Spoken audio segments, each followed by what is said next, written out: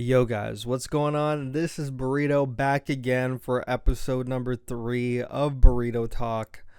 And I'm going to keep this just the team tier list going into the CDL season 2024-2025 starting in 2 days. Have to come out with it 2 days before, give you guys some time to listen to it. And don't forget, Borito Talk's also on Apple Podcasts and Spotify. So if you don't watch the YouTube version, you just want to have audio on the go, don't want to have your YouTube app in the pocket, because who wants to have a YouTube app in the pocket all the time, that you can't close unless you have YouTube Premium. But it's also on there. We're going to get right into this. We're going to go team by team. I'm not going to save the top 3 for last, but I am going to do them in the middle, kind of keep it suspenseful, But we're going to go team by team, probably even talk player by player. So it's going to be a pretty lengthy episode going in depth. All the notes are in the brain. I'm not writing anything down. I was going to. I wanted to be professional, but I had no time. So I'm just going to do this a cappella, and we're going to go team by team. I wanted to start off with an F tier. So for those of you on audio only, there's a S tier, A tier, B tier, C tier, D tier. I was going to do an F tier, but that seems too harsh when we haven't seen anyone play, so we're just going to stick to the 5. And yeah, we're going to get this started. I'm going to start off very quickly, or maybe not quickly, very quickly with the Vegas Falcons in D. And the reason for me putting them, it doesn't seem like a surprise to anybody, but they just came to America like 2 days ago. So not only that, they've been scrimming against EU teams, EU challengers teams, because there's no EU pro teams, and that's been their practice. And let me tell you, because I've been watching a lot of scrims, not only NA, I've been watching these EU challenger cups as well. I've been like, outside of maybe some coaches and pros, I probably watch more VOD than probably anybody else. Like, I have watched a lot of VOD, so there's a lot that I know going on here. But yeah, they've just been scrimming EU challengers, which is not the best practice, and nowhere does that compare to playing against the top players in the league. So just have to put them in D. And just because they haven't gone that practice means they haven't gone any better. We've had all these online tourneys, these 10Ks, everything. They haven't participated in anything. So they haven't got to learn cadences, tendencies of the top players, because that stuff actually really does help. Like, for anybody who wants to improve, I mean, obviously you're not going to get to play against pro players, but let me tell you, when you increase the level of skill of the people you're playing against and around, you just naturally get better. If you're constantly playing shitters, basically, if you're constantly playing average players, you're honestly not going to get any better. You're going to start smoking those average kids, but you're not going to get any better. And then you start playing better kids and start playing better people, and your skill just goes up. This goes for any game, not just Call of Duty. Any single game you play. Even, I don't even want to use an example, but I'm going to, because I don't even think he's that great at the game, no offense, but a Nick Merckx in Apex. He came into Apex, immediately every pro player coddled him in that game, was teaching him, playing with him, and he learned pretty fast, and he got ahead pretty fast. But that's not even a good example, but yeah, if you just play against better players, you just naturally play better, and maybe we'll see some improvement as the season starts, but they've literally been playing challenger players, and I've watched the challenger players play. There is structure, like the whole idea that challengers don't know how to play is false, but it is true at the same time. There is a lot of fundamental mistakes in terms of rotation, not knowing where people are, holding off, blocking spawns. Like, I hear in comms, like, they're blocking off spawns, but there's other times like, where is he at, all that stuff. Very unorganized. But yeah, they're just gonna be in D. And before I go on, actually, somebody wanted me to react to the Black Ops 6 coaches power rankings, and it would be good to get into this before I get into mine, or kind of use it as a point of reference going back and forth. So for those of you on audio only, in the S tier, they have number 1 in the S tier, LA Thieves, followed up by Atlanta FaZe in second and Optic in third. They then have Ultra and A by themselves, which I actually do appreciate and agree with. Spoiler, I guess. Cloud9, New York, top of B, followed by Seattle Surge, Miami, LAG. And then in C, Rokkr, followed by Carolina, which I think is crazy, actually, now that I actually, not really. Actually, we'll get into that. And then in D, Boston Breach and Falcons. So I'm going to use this as a point of reference going back to mine. So I'm going to do Boston Breach next. And I do not have Boston Breach in D. I am putting Falcons in D all by themselves, because I am putting Boston Breach in C. I think you can't compare any of these pro teams to Vegas Falcons. I think Vegas Falcons are just a tier, a gameplay style, a learning curve below everybody else, even the lowest in the league. That's just my opinion. Maybe they come out and they surprise all of us. Who knows? Because in this game, with the way the maps are, it doesn't require a whole lot of brain thinking. Honestly, these maps, it's about blocking spawns. And there's a lot of Fugazi spawns, but trust me when I say you can actually control a lot of the Fugazi spawns. Like parallels, now that pros are playing it a lot more, are getting a lot easier to predict and everything. It really just comes down to like skill. There's going to be a lot of skill is probably going to out trump smarts in this game. But then I say that, and then I watch Atlanta FaZe make mistakes against LA Thieves and they end up losing. But that's a whole other story entirely. But the way this game is, with the way the maps are, I could see that actually playing into some benefit to Vegas Falcons, to be honest. But we're going to have to see as the season progresses. But now going into the season, they're going to be in D all by themselves. It would be unfair to put them in F and put Boston Breach in D. I don't even think Boston Breach is that bad, but I don't think they're that good either. From the scrims I watched against challengers teams that they played, not super convincing. Granted, they are scrims. You use scrims to learn and everything. You're not using scrims to play hard like you're playing online, like you're trying to learn things, you're trying to play. You're trying to get things down pat.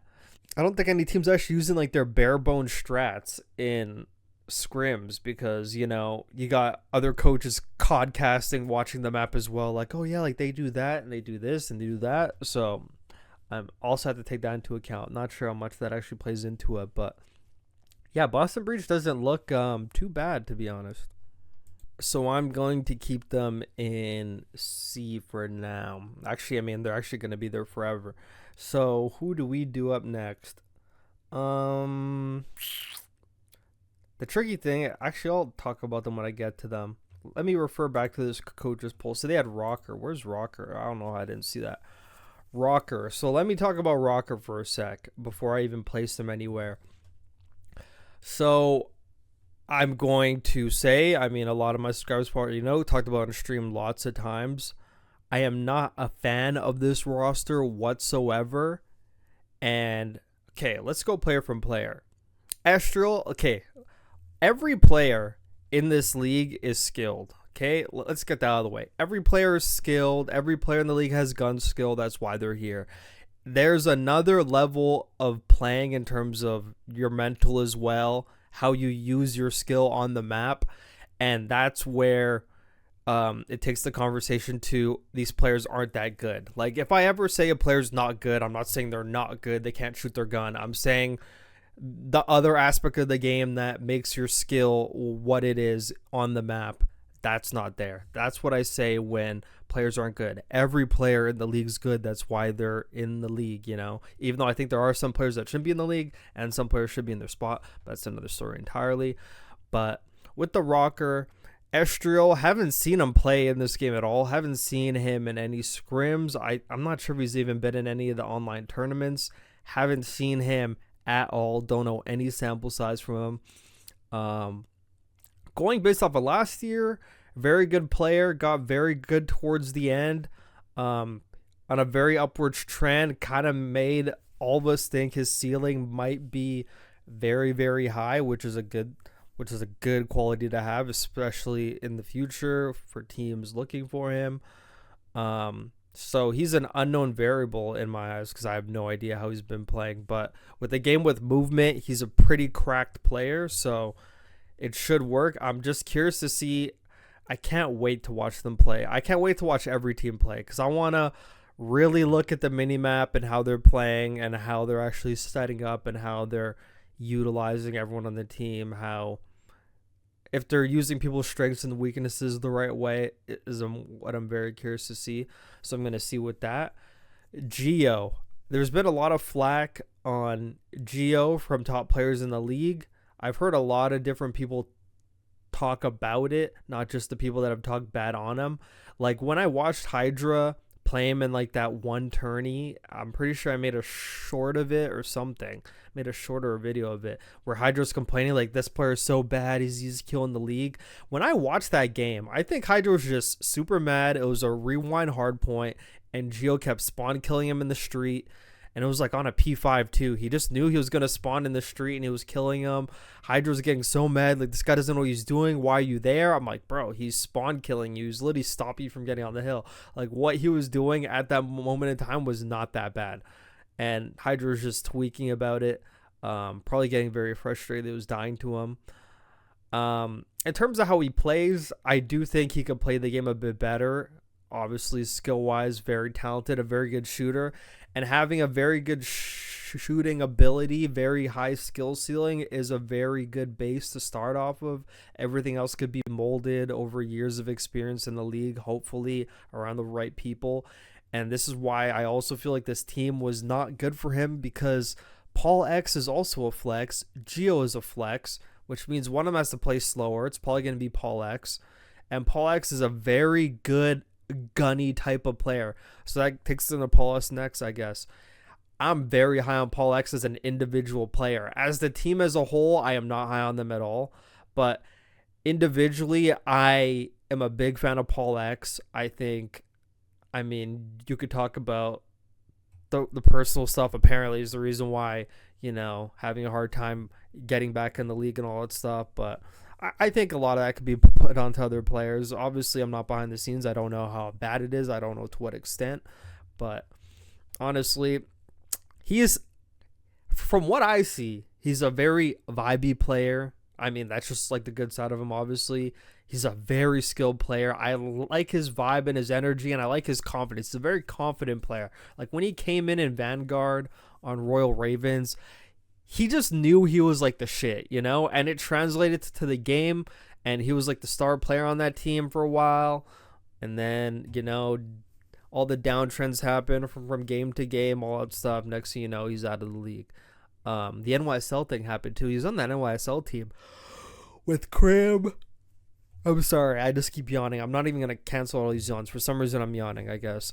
He was on that Vanguard team with Krim, Kismet, Hydra, which I thought was actually a pretty, a pretty wild bandit, crazy assembled team, but it was actually a really cool team. I actually kind of like that team. I think they made it to a final. I think they won one. Did they win? I don't think Paul Alex has a championship though, so I think that must have been with another iteration of the roster. But actually maybe I'm baited. Maybe he actually was on that team and he won. Someone's gonna have to go look at that. That's why I want to do this shit live. I wanted to do this live so I could see people in the chat. If I ever have a question, they could just search it up. That'd be cool. But the next one I'll do live. But yeah, very high on Paul X. Nero, haven't seen Nero play this game, but we all know Nero, very high skill ceiling wise player, very good gunny, a very fast, aggressive player. He could play selfless. He could also be the Slayer on the team. I think he has the potential to be a very versatile player. Maybe in the future, if he has to be on a flex, I think he's a player that could do a lot. He's just another one of the players in a long line of players that just needs years to mold into the league and become a well-rounded, not just skill player, because skill is just the base of it, but every other aspect.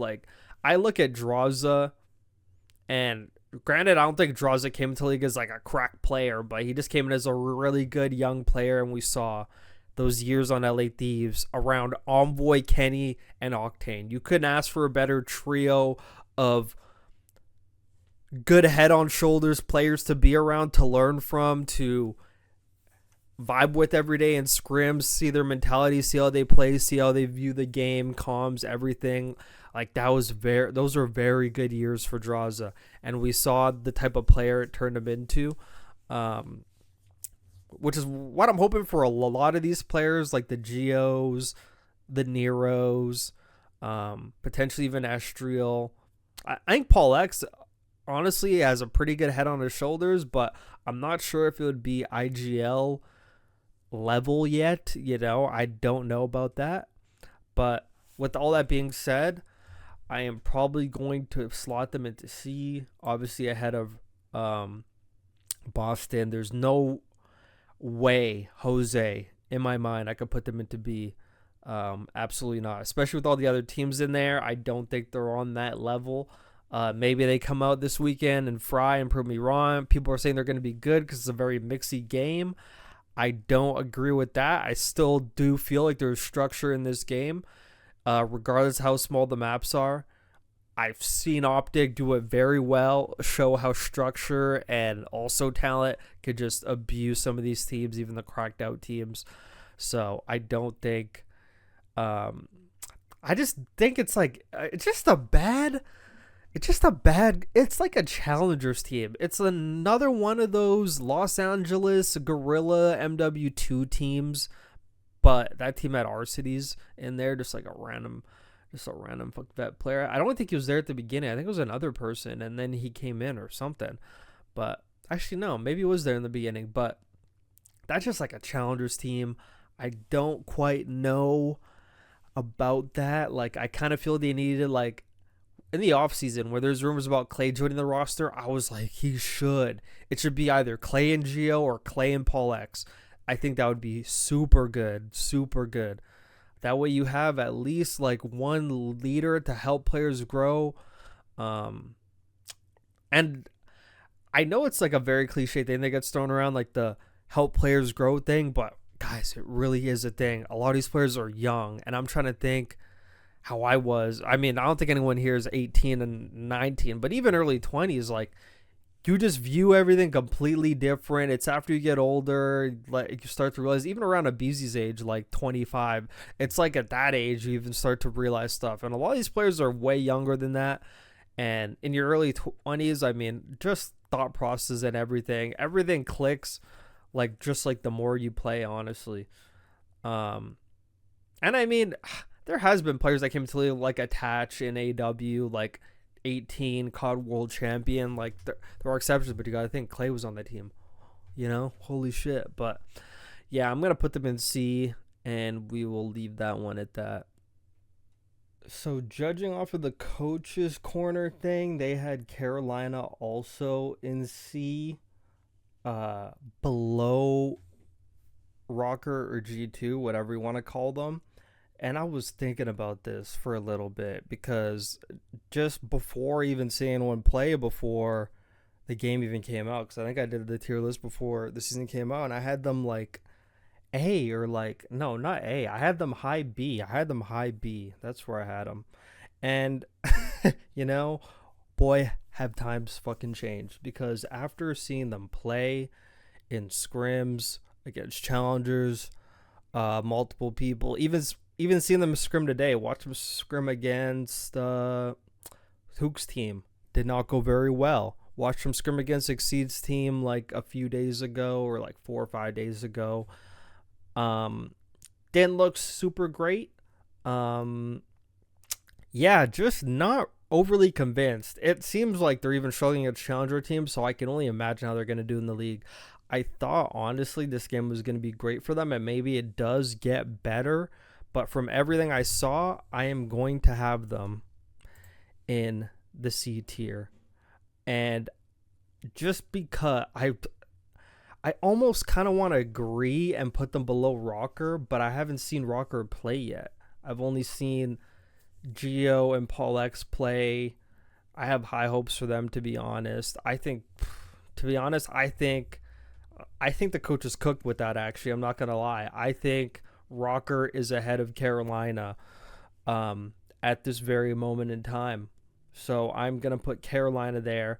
In terms of the individual players, Slasher, I like him as a main AR.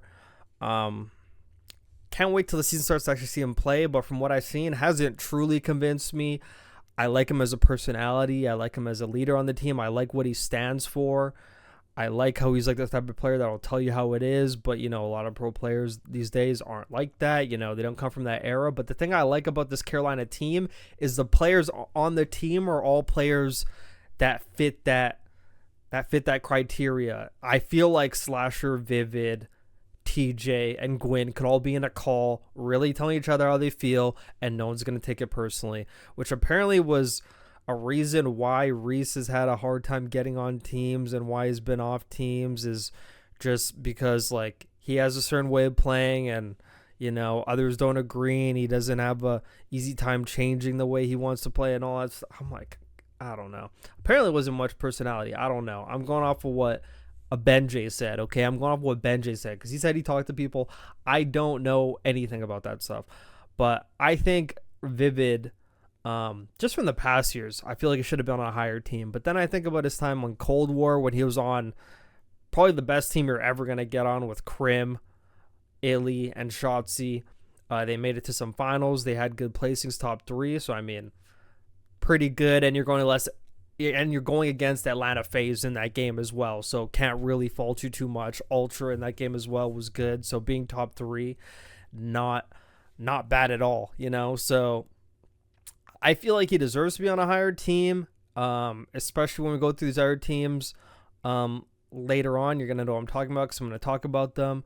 Gwyn, I also expected to be just on a better team this season. I think he played it safe. I don't know anything about contracts or whatever. I'm speaking from the outside looking in. Gwyn, I think he just saw comfortability, like, hey, I could have the keys to this Carolina team. I could get whoever I want, but you have to know you're not going to be able to get really, like, the top players because it is Carolina and they're not splashing cash.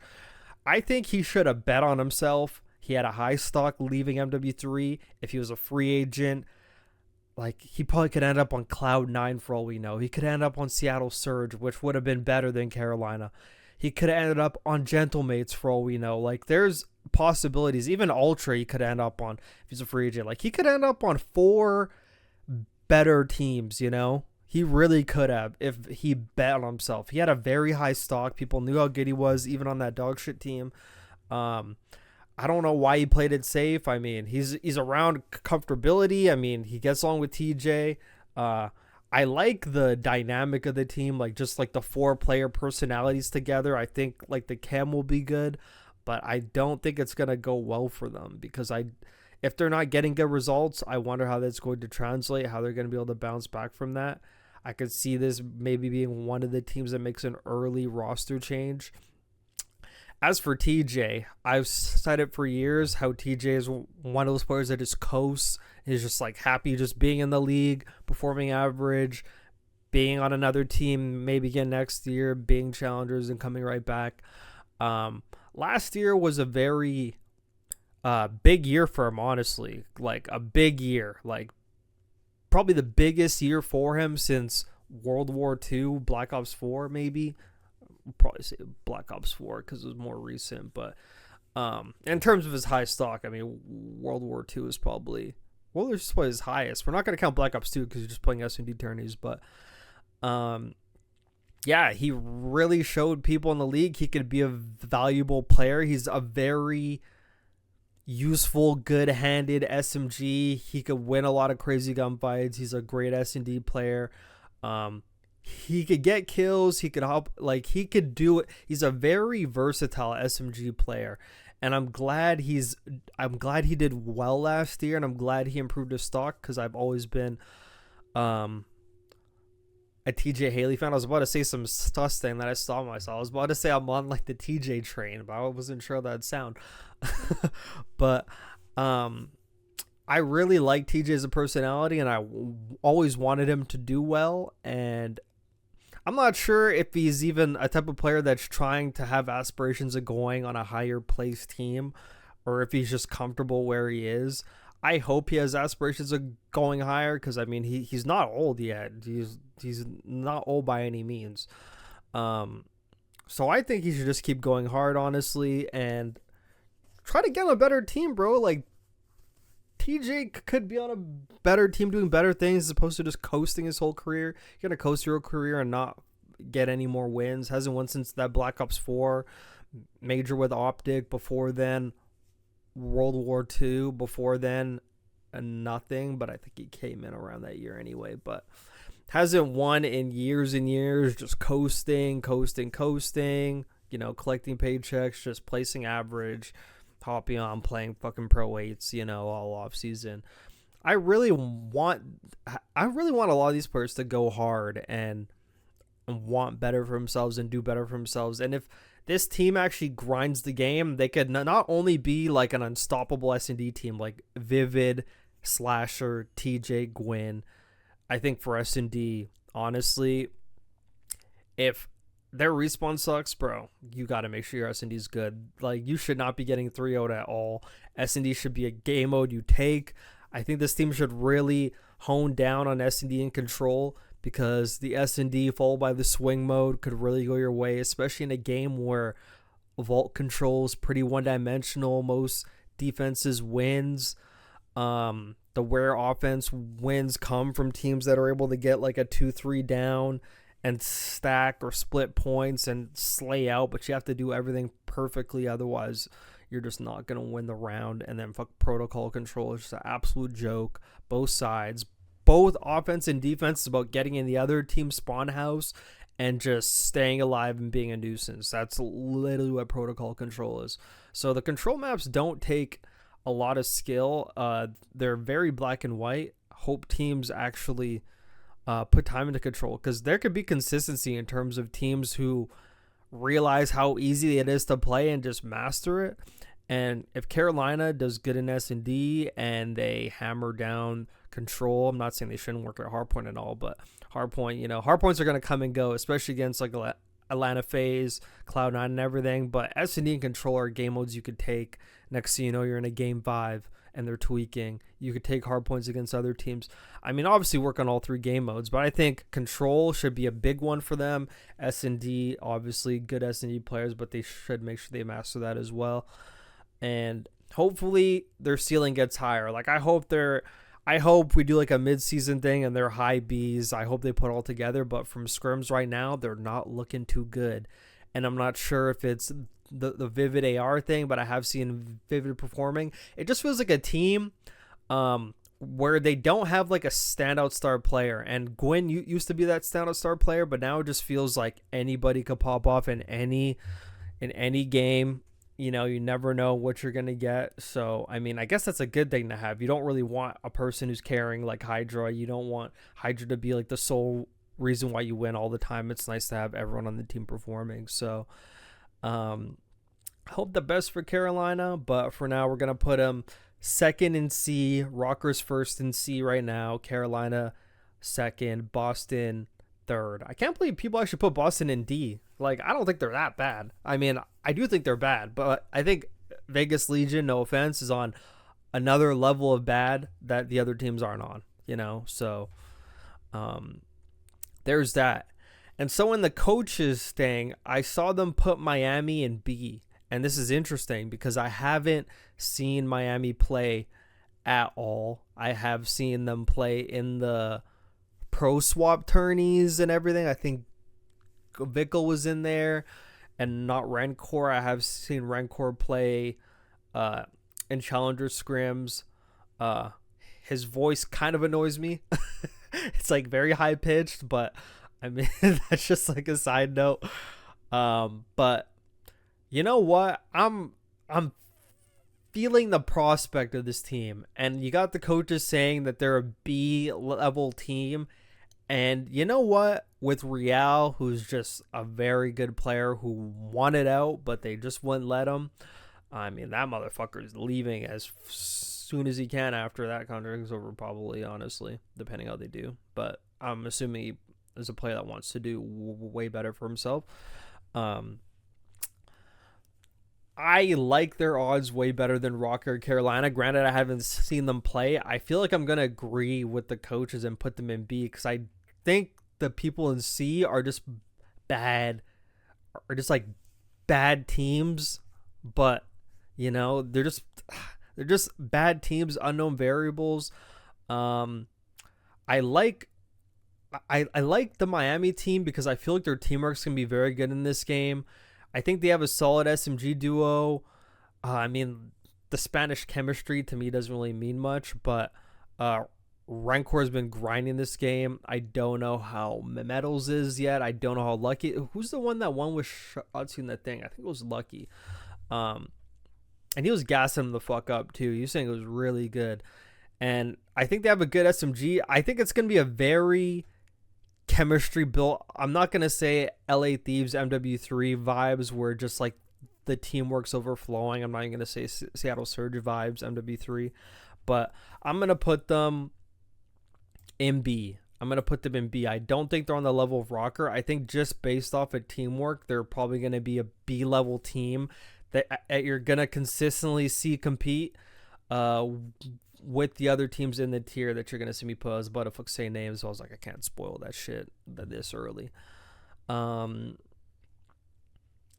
fucking said I wasn't gonna do like the top 3 last, but it fucking looks like I am, bro. Because I'm just like slowly going through people, picking them away. I mean, might as well fucking save the main event for last. Am I right?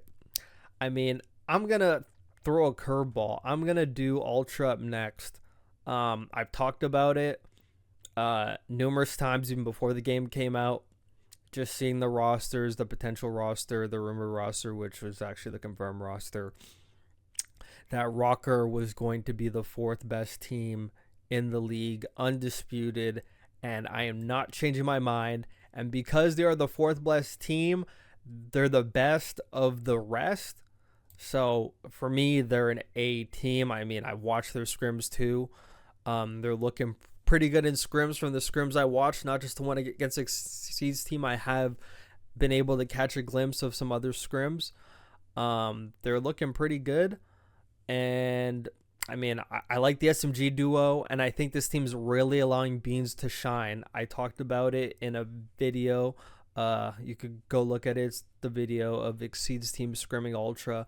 Beans looks like the green light player on this team. He looks like the player where they told him, obviously, you got some things you got to do. Sometimes you might have to block a spawn, help, whatever. But you're going to be the green light player on the team. You can do whatever you want. You just got to get kills.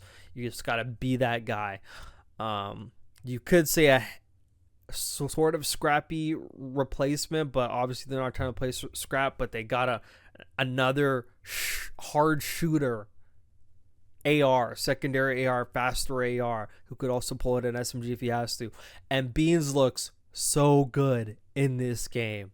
Like, so good. I have such high hopes. I can't wait for him to just do well and prove all these people wrong who maybe question me and question everyone.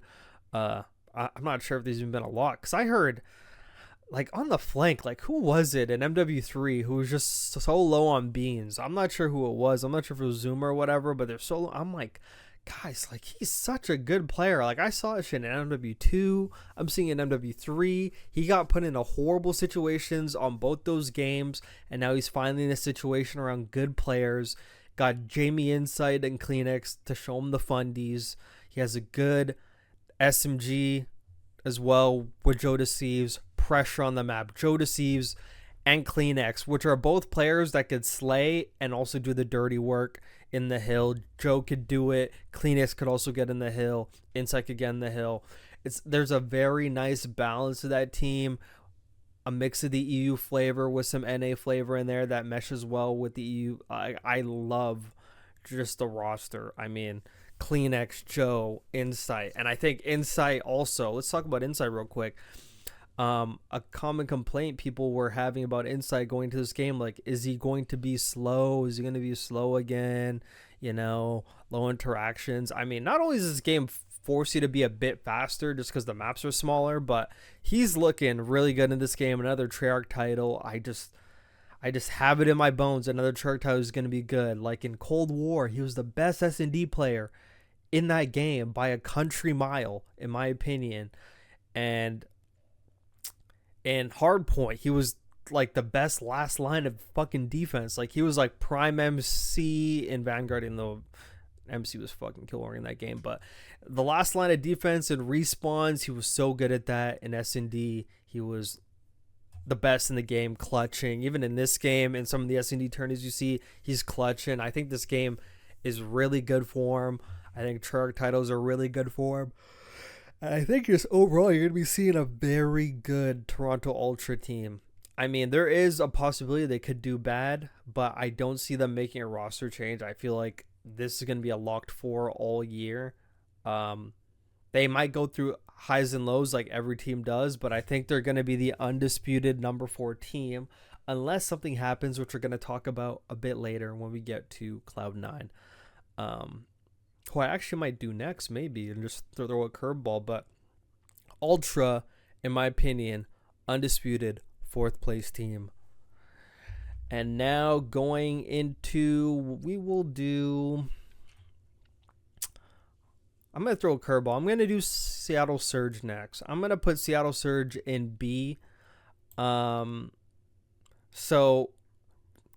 I think the misconceptions about this team, maybe I get proved wrong, maybe everyone else gets proved right, is like they don't really have the firepower on the team. So for those of you who don't know the roster, it's 04, Abuza, Nasty, and Hixie. Which on paper, you hear that and you think that team against like Atlanta FaZe, like probably GG's. That team against LA Thieves, probably GG's. Like they have no one that could shoot back. I think people saw the way Hixie was in MW2, being a very selfless SMG, all that stuff. They think he can't shoot. For some reason, people have a conception people who play selfless can't shoot their gun at all or don't have the potential to fry. But I just think it's like a role they've taken upon, and Hixie actually is a low-key shooter. I think a lot of people underestimate him. Like, I see him play. I watched him play in these streams and in 8s. I've watched them play, and even in 8 sometimes, like, he's like not getting picked and he's spectating for hours. I think a lot of players are just undermining him, and I really hope that he actually proves people wrong this season. Like, he actually can be a way better SMG than people assume him to be, and even in MW2. So if we're just talking about new players coming in, selfless players coming in, their ability, like their potential to win, Hixie showed he has potential to win. Granted, he had a great team around him, Insight, CleanX, Scrap, but bro, in the finals against Optic and even that whole tourney in MW2, like, he is an SMG player who knows how to play his life and knows how to be aggressive, knows how to be selfless. He knows all 3 things. There's a lot of SMG players that are either missing 2 or missing 1. He knows how to do all 3. He knows when to go fast. He knows when to play his life. He knows when to just not value his life and use his life for the team. He knows how to do all 3 of these, and it's a very valuable trait that a lot of SMGs don't have. And in MW2, he shined with that. Like, I would see a lot of players do a lot of dumb shit a lot of the time. You watch Hixie in that game, and he looked very smart. Like, oh, maybe I shouldn't like tell. I'll just like actually make it way. You know, bro, very smart player, very underrated player. I hope he actually, please, I hope he helps me prove people wrong. I hope he helps me prove people wrong. 04. A lot of people are very high on him. I will give him very good in S&D. You also have to take into account, just came into the league last year, didn't play Respawn before that, like brand new, fresh off the boat into the league, you know, that way. But I'm not high on him, but it's unfair of me to not be high on a player who just came in. Just started playing Respawn. How is he supposed to know? How is he supposed to be on a high level already, you know? So I'm actually going to give him the benefit of the doubt this year. I'm not saying if he doesn't do bad this year, I'll just fucking give up, you know, all that shit. But he is the other SMG. So, I mean, he actually is a really good SMG. Like, seeing his POV is like not bad. I haven't super hard watched him, but I have watched him for a bit. I'm expecting good things out of him. I think he's very crucial to how this team does in S&D. I'm very interested to see how their S&D dynamic is going to be with 04, because I think 04 and Hook played very well with each other in S&D, because Hook's also a S&D mastermind, so I kind of feel like they thought about the game the same way, and I'm curious if 04's way of thinking at S&G is going to be so far ahead of what Hicksy and Nasty are even like used to, and even like Abuza. Like I'm wondering if 04 is just me operating on a different level. I mean, granted, that's what the coach is there for. They're there every day practicing it, but I'm just curious if their S&D might be off tempo, because maybe 04, because 04 and Hook, if you watch him in S&D last year, granted Hook was doing some dumb shit. I mean, like he's been doing dumb shit, but their S&D, like they understood, they played off each other very well. You could see it on the map with the baiting, the rushing, taking this route, one person going slow here. It was very well done, and I'm curious because his SMG duo would be Hicksy, how they play off each other. I'm very curious, because even personality-wise, I'm thinking like, do they get along personality-wise? I'm assuming they have to, because that's why they made the team. But I mean, their S&D is going to be interesting, because he's the only one on that team that I feel is like super good at S&D. I know Nast. I don't know. I haven't hard paid attention to Nasty the previous years in S&D, but going into Nasty though, I think Nasty as well, very underrated player, because he hasn't really had. I guess he did have the chance maybe in Vanguard to be like a star player. I think when he was newer and fresher on the team, I think that was his chance to be the star player, but I think he proved himself more to be a serviceable utility player on a team who could still play at a bit of higher level. I think he can play the high, like he shoots his gun very well, and I think a lot of people are undermining him as well.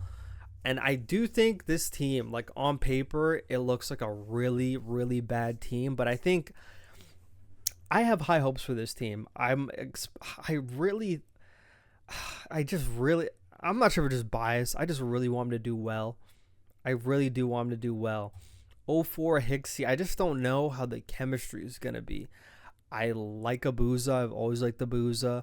I like Abuza with Nasty because it's a bit of an EU thing, even though, you know, Belgium, French, UK, completely different. But I do like that pairing. I don't know how that pairing does against like a Draza MC though, you know, if we're actually being realistic, thinking about it that way.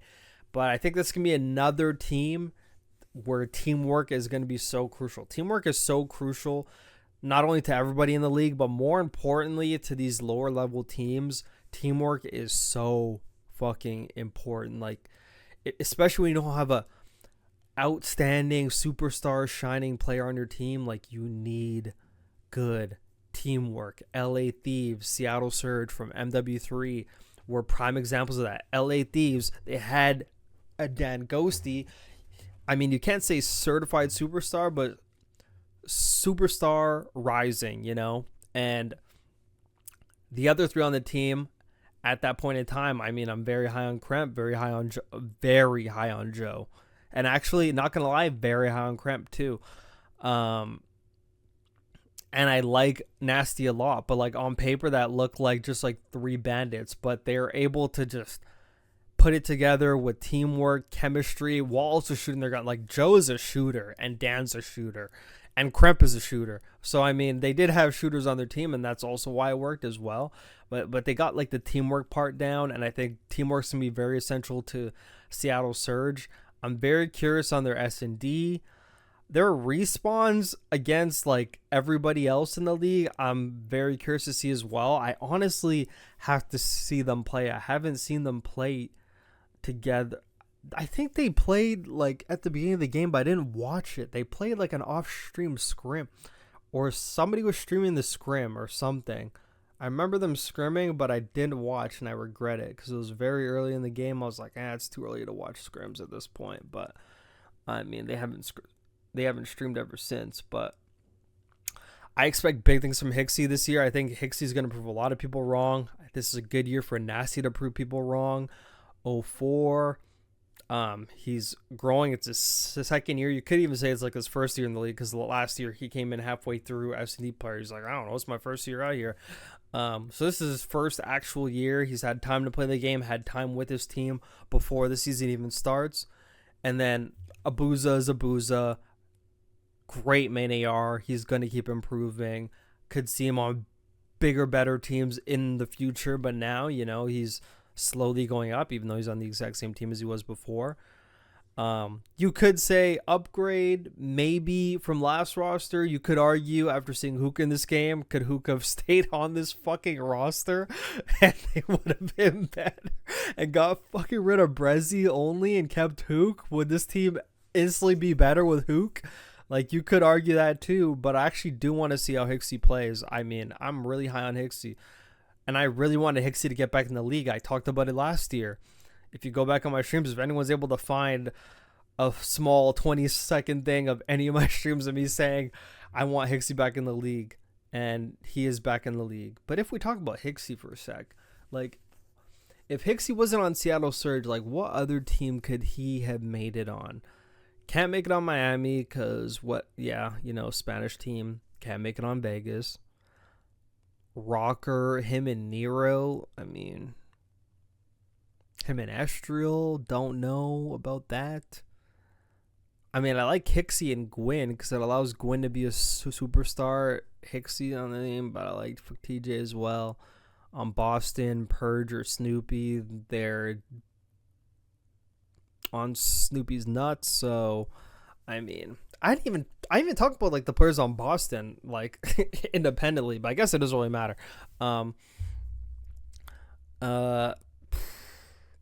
Actually, I kind of feel bad. I kind of want to go back and talk about Boston. I'll talk about them after. So on Seattle Surge, I'm gonna put them in B above Miami. Actually, I kind of want to put Miami above them. I'm not gonna lie. I don't know why. I'm fucking feeling Miami for some reason. I have not felt them at all. Pause. I'm actually kind of feeling Miami even without seeing them play. I kind of feel like this game and their chem, I feel like they're just going to come with some good teamwork. And teamwork's hard to find.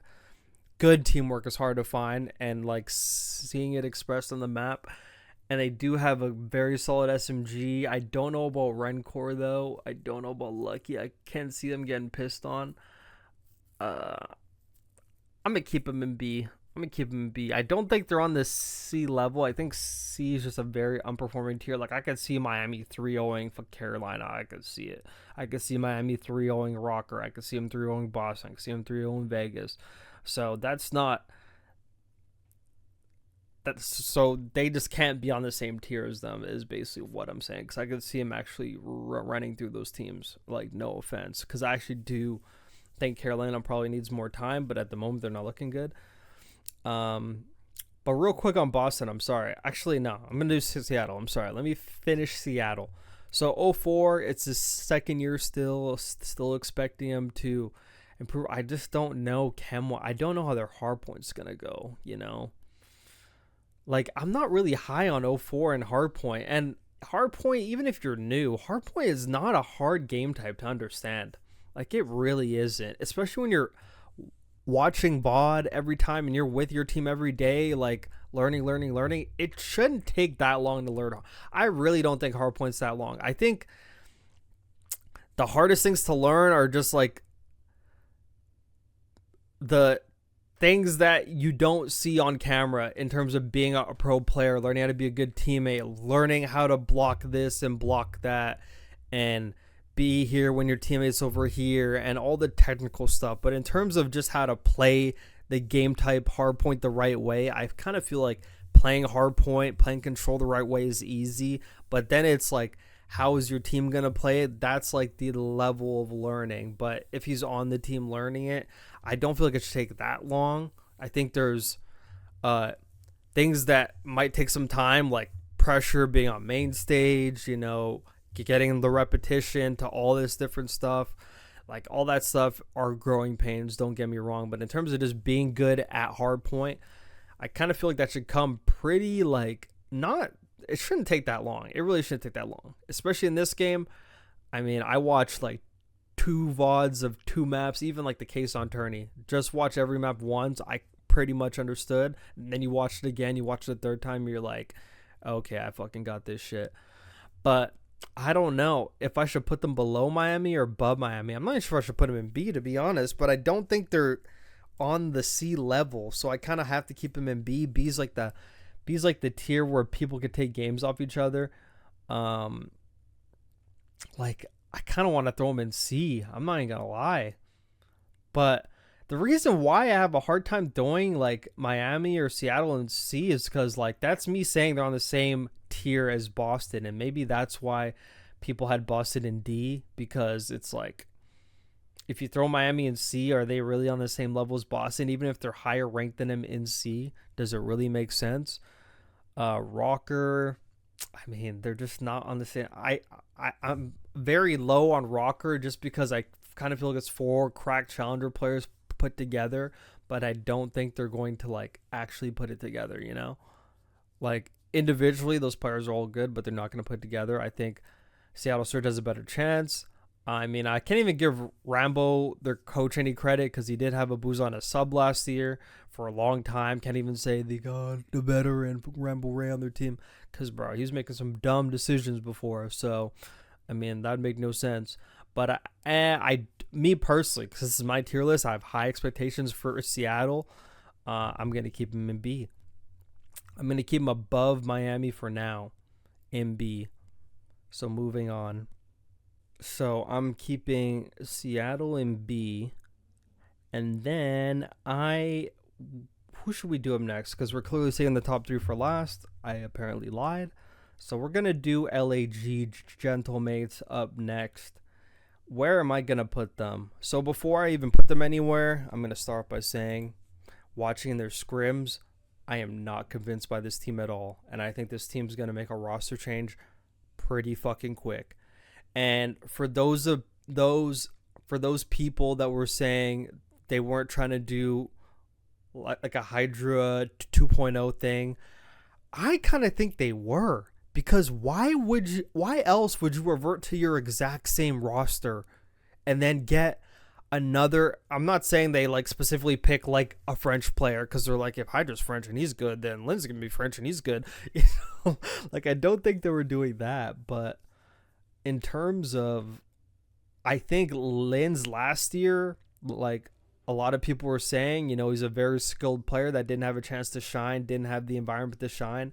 And now I feel like Gentlemates, and I could already like see this probably how like D-Real and all of them are thinking like now he has an environment with players around him to be like a star player that we thought he was going to be in MW3.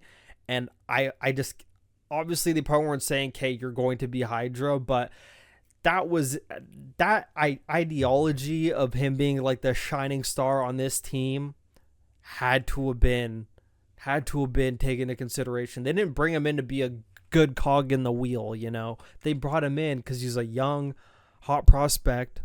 I'm not sure what to say post that, but probably not. And they wanted to be the shining star in this team, and I think that's his role. But from the scrims I watched, it's not looking good. And I'm going to give some reasons as to why I think why, because I haven't seen like the mini map of them play yet. I've just watched scrims of them play. I talked about it with Skies before. I made some videos on the past. Some of them blew up. Of Skies when he doesn't have a superstar on his team.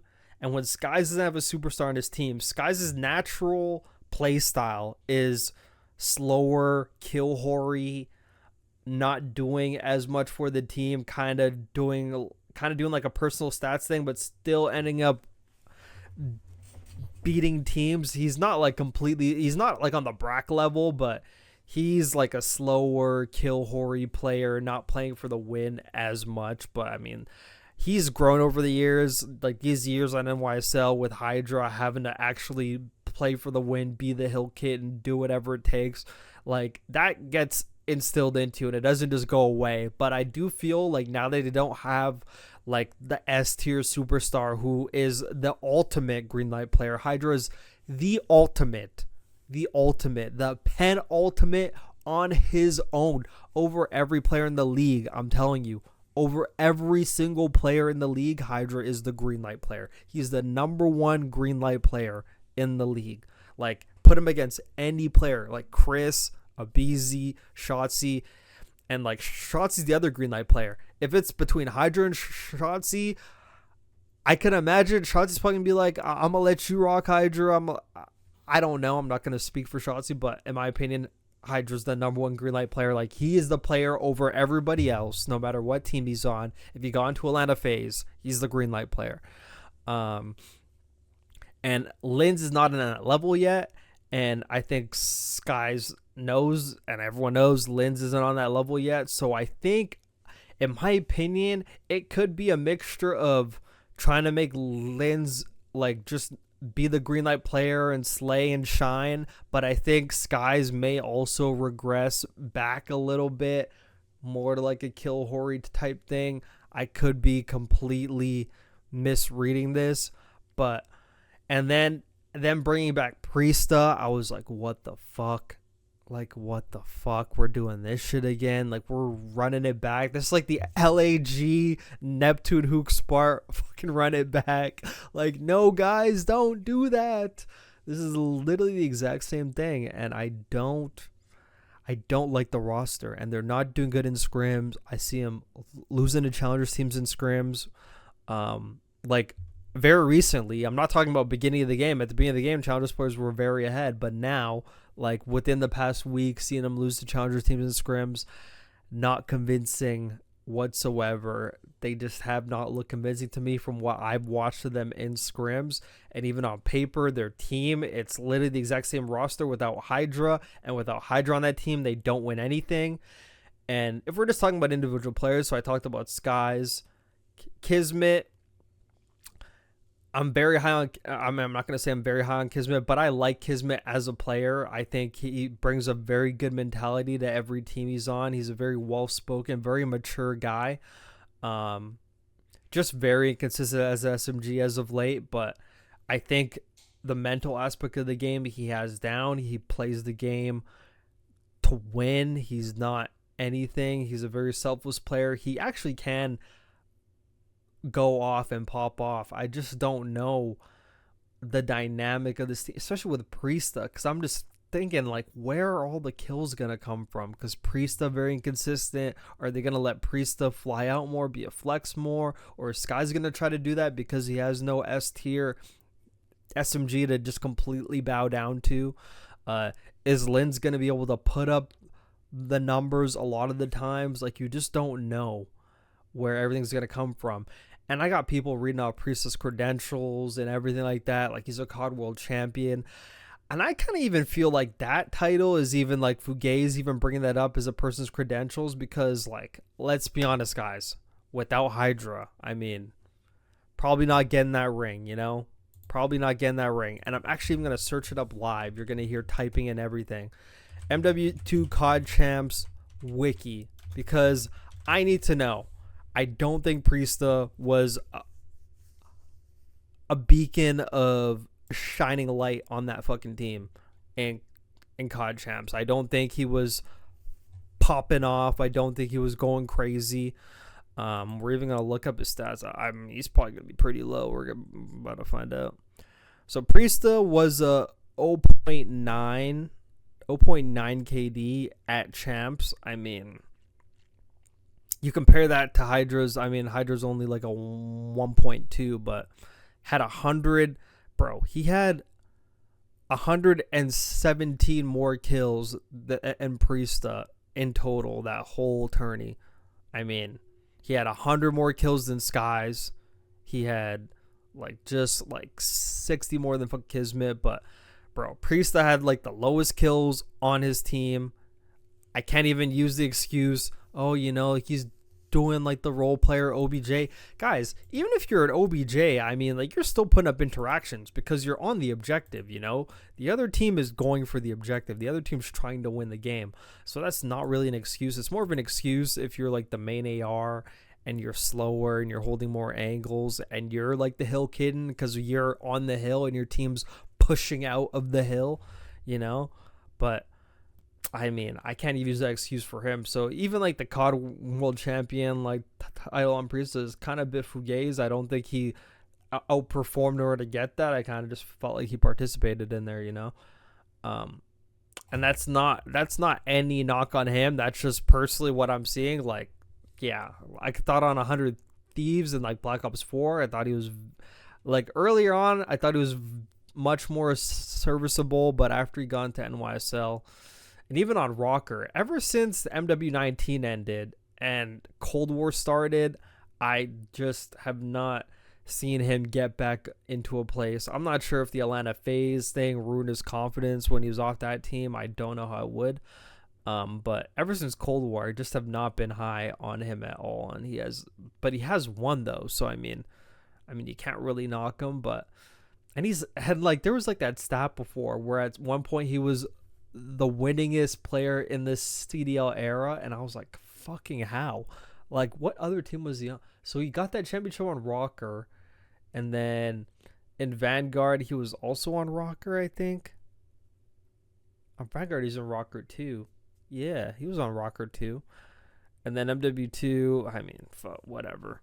But yeah, I just felt like he got hard carried. But anyways, I really hope uh Priesta, because it's so funny because I think a lot of us, including me, like even when he came in that MW19 Atlanta FaZe team, viewed him as like a cracked out player, but it seems just instantly he was like slotted into like being like a role player and kind of just stayed there and never branched out of that. And I watch him play like pubs sometimes and I'm like, he's a shooter, but like why the fuck don't I see that in the games? Like, why don't I see any of that shit in the games? Like, I never see him having like pop off games. Like, I never see like a 38 and like 24 game out of Priesta, you know? Like, rarely ever.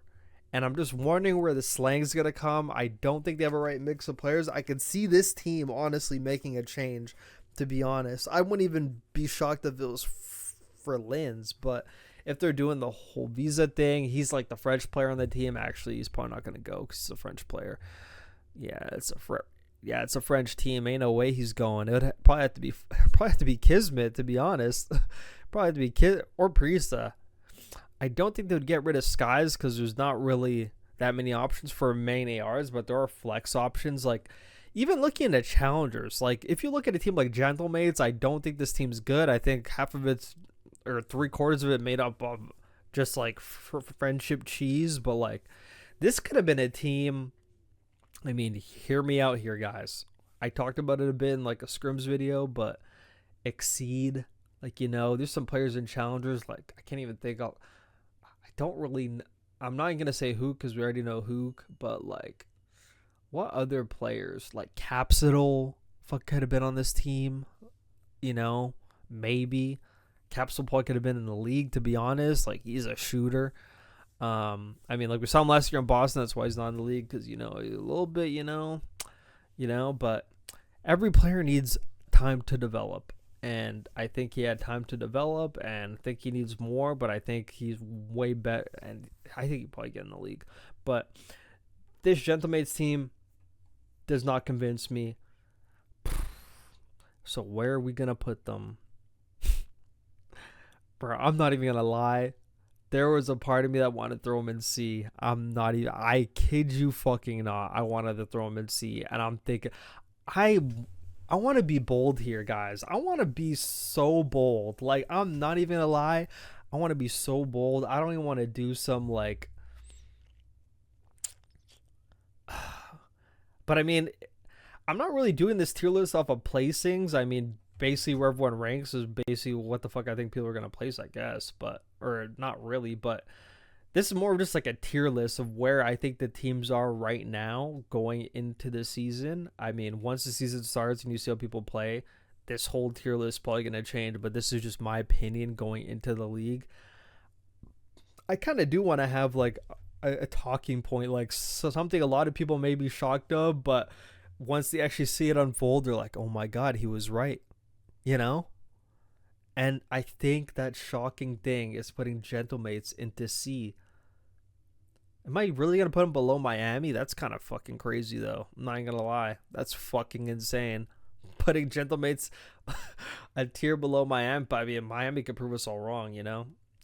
But for now, I'm not very high on the Gentlemates team. I think they're at a point right now from the scrims I watch. Granted, these are just scrims, very small sample size going into the league when we're on dedicated servers. Not saying that even means much, but once we got into LAN as well, I could see this team improving. I really hope I hope every team does good. I don't want any team to do bad. I want every team to do good. Like, you know, like, I want fucking competition. I don't want to watch a bunch of fucking dog shit teams. You know, I want every team to be good.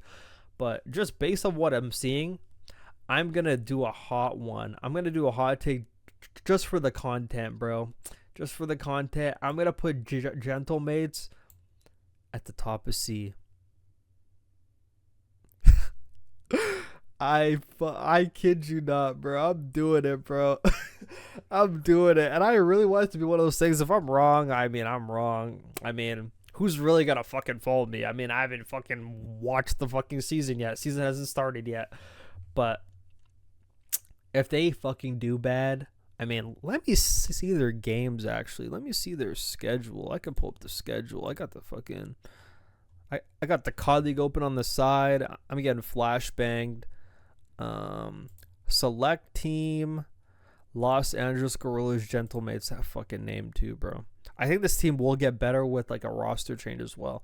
So they had the first game of the CDL season on Friday against Minnesota Rokkr, and then they play Carolina Royal Ravens, which I kind of do feel like they should take that. I kind of do feel like they should beat Rokkr too, to be honest. But so those are two games. We should go 2-0. Then they play LA Thieves next week.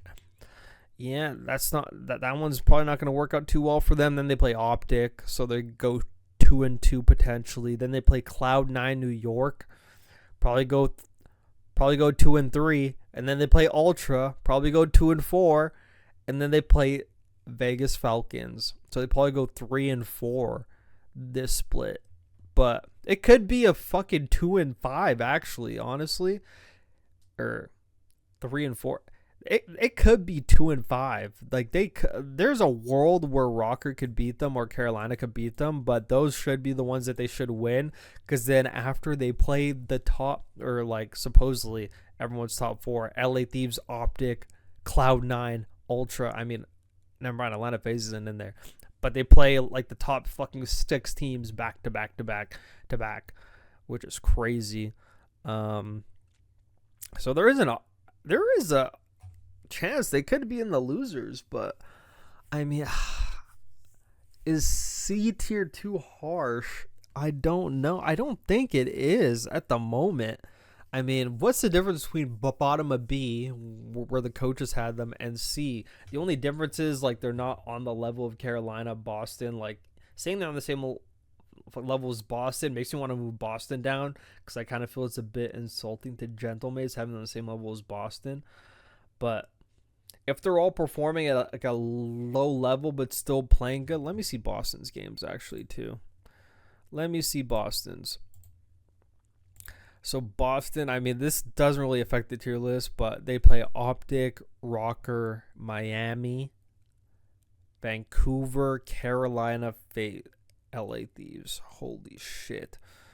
That's not looking good. Not looking good for them either. They could take Carolina.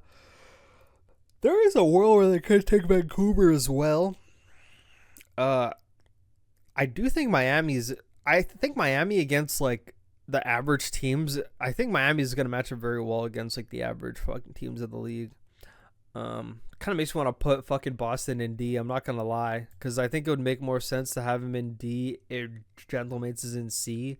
But having Boston in D is actually kind of harsh. But Boston hasn't been playing particularly well, but I was trying to like give them some credit, because I think Vegas Falcons are just on like another level of not that good. But fuck, should I move? Because it just doesn't make sense having Gentlemates in Boston. It makes more sense with Rokkr and Carolina, but with Boston as well, because Boston's like a sore thumb in like the C.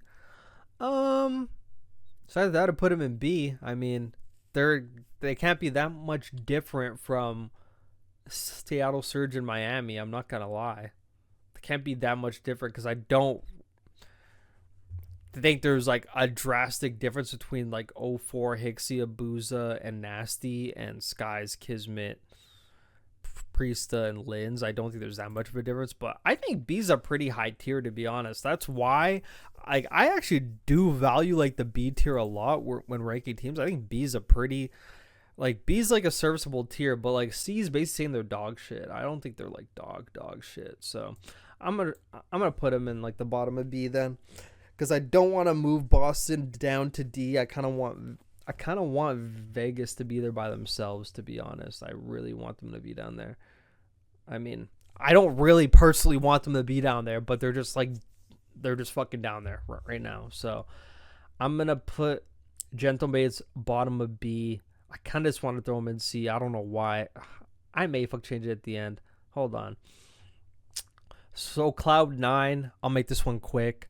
I'm not as high on them as everybody else. I actually do think Cloud9 is going to make a roster change. Oh my god, I gotta take a fucking drink of water before I get into this one.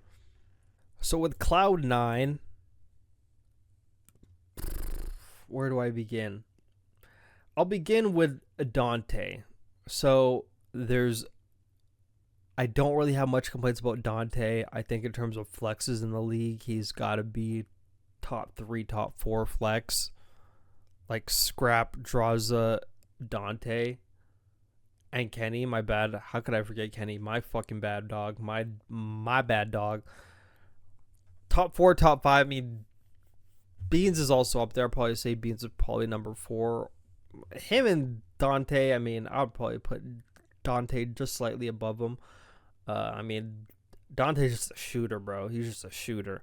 And now he has experience when he wins now. So, I mean, yeah, he's just so talented as a player. And he actually does play the game pretty correct. He plays the game correct, too. So, I mean, there's really no fault to Dante. I got no complaints with Dante at all. I got nothing bad to say except maybe some personality things, but I mean everyone has their thing, but maybe personality could be a bit better. And just to touch up on that real quick, so there's a lot of speculation, a lot of questions maybe left unanswered as to why the Cloud9 team even broke up.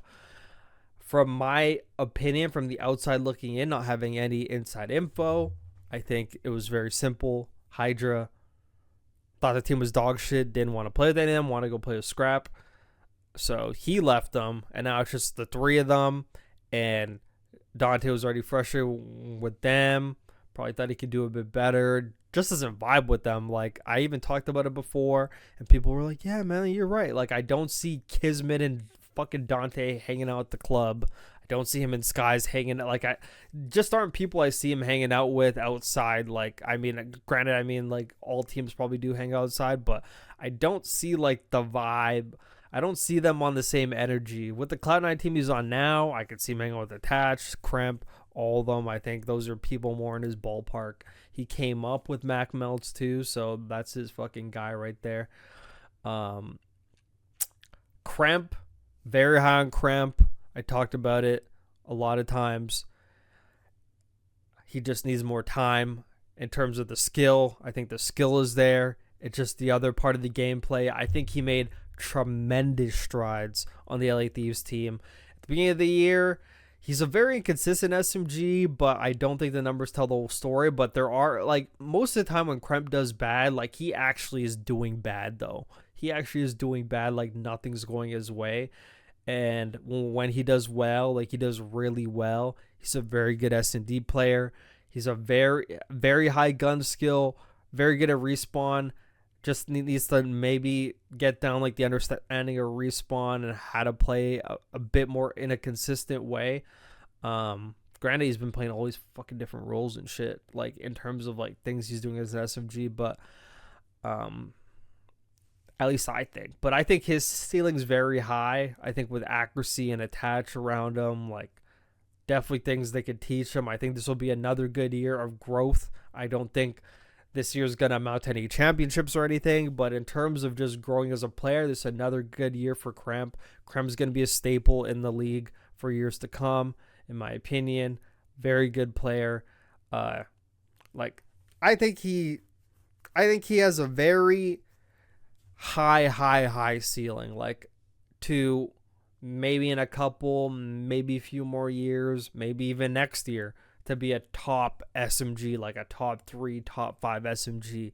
Like, I think Kremp's got that potential, and just another year to just sharpen his pencil, great. As for Mac Melts, I mean, everyone's saying that Mac's going to be like the first one to get dropped if like the team does bad. And it's hard because if you look at the team, if you're just talking about friendship cheese, I mean, like, we're actually going to get to attach. We're going to get to attach in a second. I got some things to say that might be some hot takes there. But in terms of Mac, I mean, a very good player, very versatile player, could play SMG, very good as an AR, very fast. But from the gameplay I've watched so far, scrims and just like the case on tourney, a lot of fundamental mistakes, a lot of overzealous pushes, a lot of not just holding a tighter setup, a lot of spawn mistakes, a lot of spawn flips, a lot of pushing up too far, most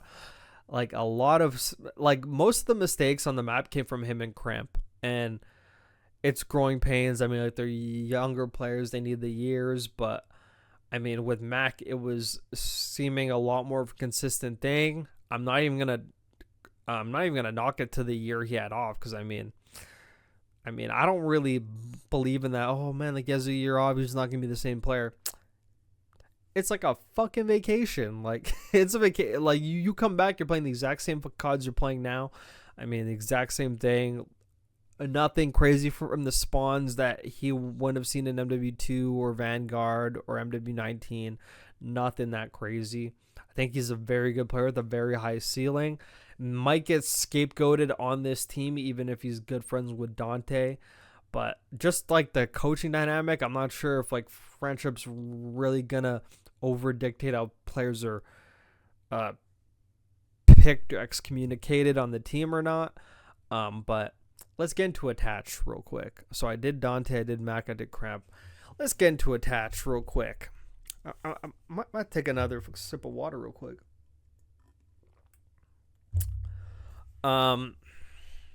Everybody loves attach, right? You know, who doesn't fucking love attach? Like, a very nice guy, just a very nice, just a very chill guy, you know? I think I'm not even gonna say anything bad, by the way. Like, if you think I'm saying anything bad, I'm not. I think like attach has been like, I can't even think of the right animal. The first animal that comes to my mind, attach has been like the chameleon of the pro COD scene for years and years, where he's been a super coaster, just coasting under the radar. And the reason why I say chameleon is because he changes colors, blending into how he needs to be in order to stay in the league, you know? Like, that's why I use the phrase chameleon. And I just think he's been content. I mean, obviously nobody likes losing, but it seems like he's just been content being average. And if we talk about, I mean, most of his career has been with Zuma. I mean, before that, Denial, but then after he found Zuma, he's with Zuma basically for years and years and years on FaZe. And then after Zuma goes, going into Cold War, he ends up on the Rokkr team, which is just average. They get that one miracle title against Ultra, and then he's on Rokkr again in Vanguard, which is in shambles.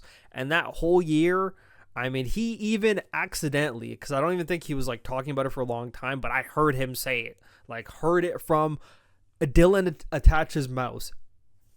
Mouth? Holy shit. I heard it from Dylan Price Attach's mouth. Is his name Price? I don't know. But I heard it from his mouth on a podcast, like just a quick like 10-second thing, him admitting to kill whoring in Vanguard, because I knew what I was watching. I was not paranoid. In Vanguard, he literally padded stats all years. Like everyone was like, Attach is so good.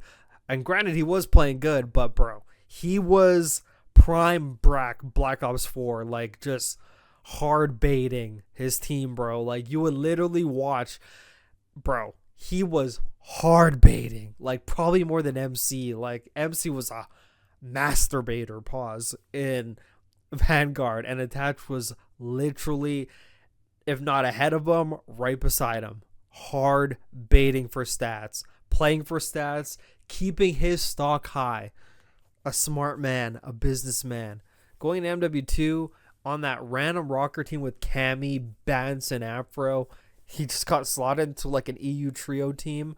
And no matter how the team changed, Attach was always there. You know? I think he got... Oh, yeah. Actually, no. He got dropped on the team in like the second half. He was in Challengers for a stint. So, actually... No, he wasn't in Challengers. He just didn't play. Yeah. He's too good for Challengers. I forgot. Yeah. So, he actually did get dropped at that point. But he got right back in MW2. And you want to know what he did? He was playing so good. But I'm not going to lie. In MW3, though, he was playing really good. And I feel like he was helping like the team win more. But he was kill whoring in that game, too. He was kill whoring in MW3 as well, keeping the stats high, just in case anything happens. You know, people were calling him like a top 5 AR in that game, top 5 main AR. I'm like, he's pan stats, doing whatever. And here we are in Black Ops 6, and he finds himself on a better team.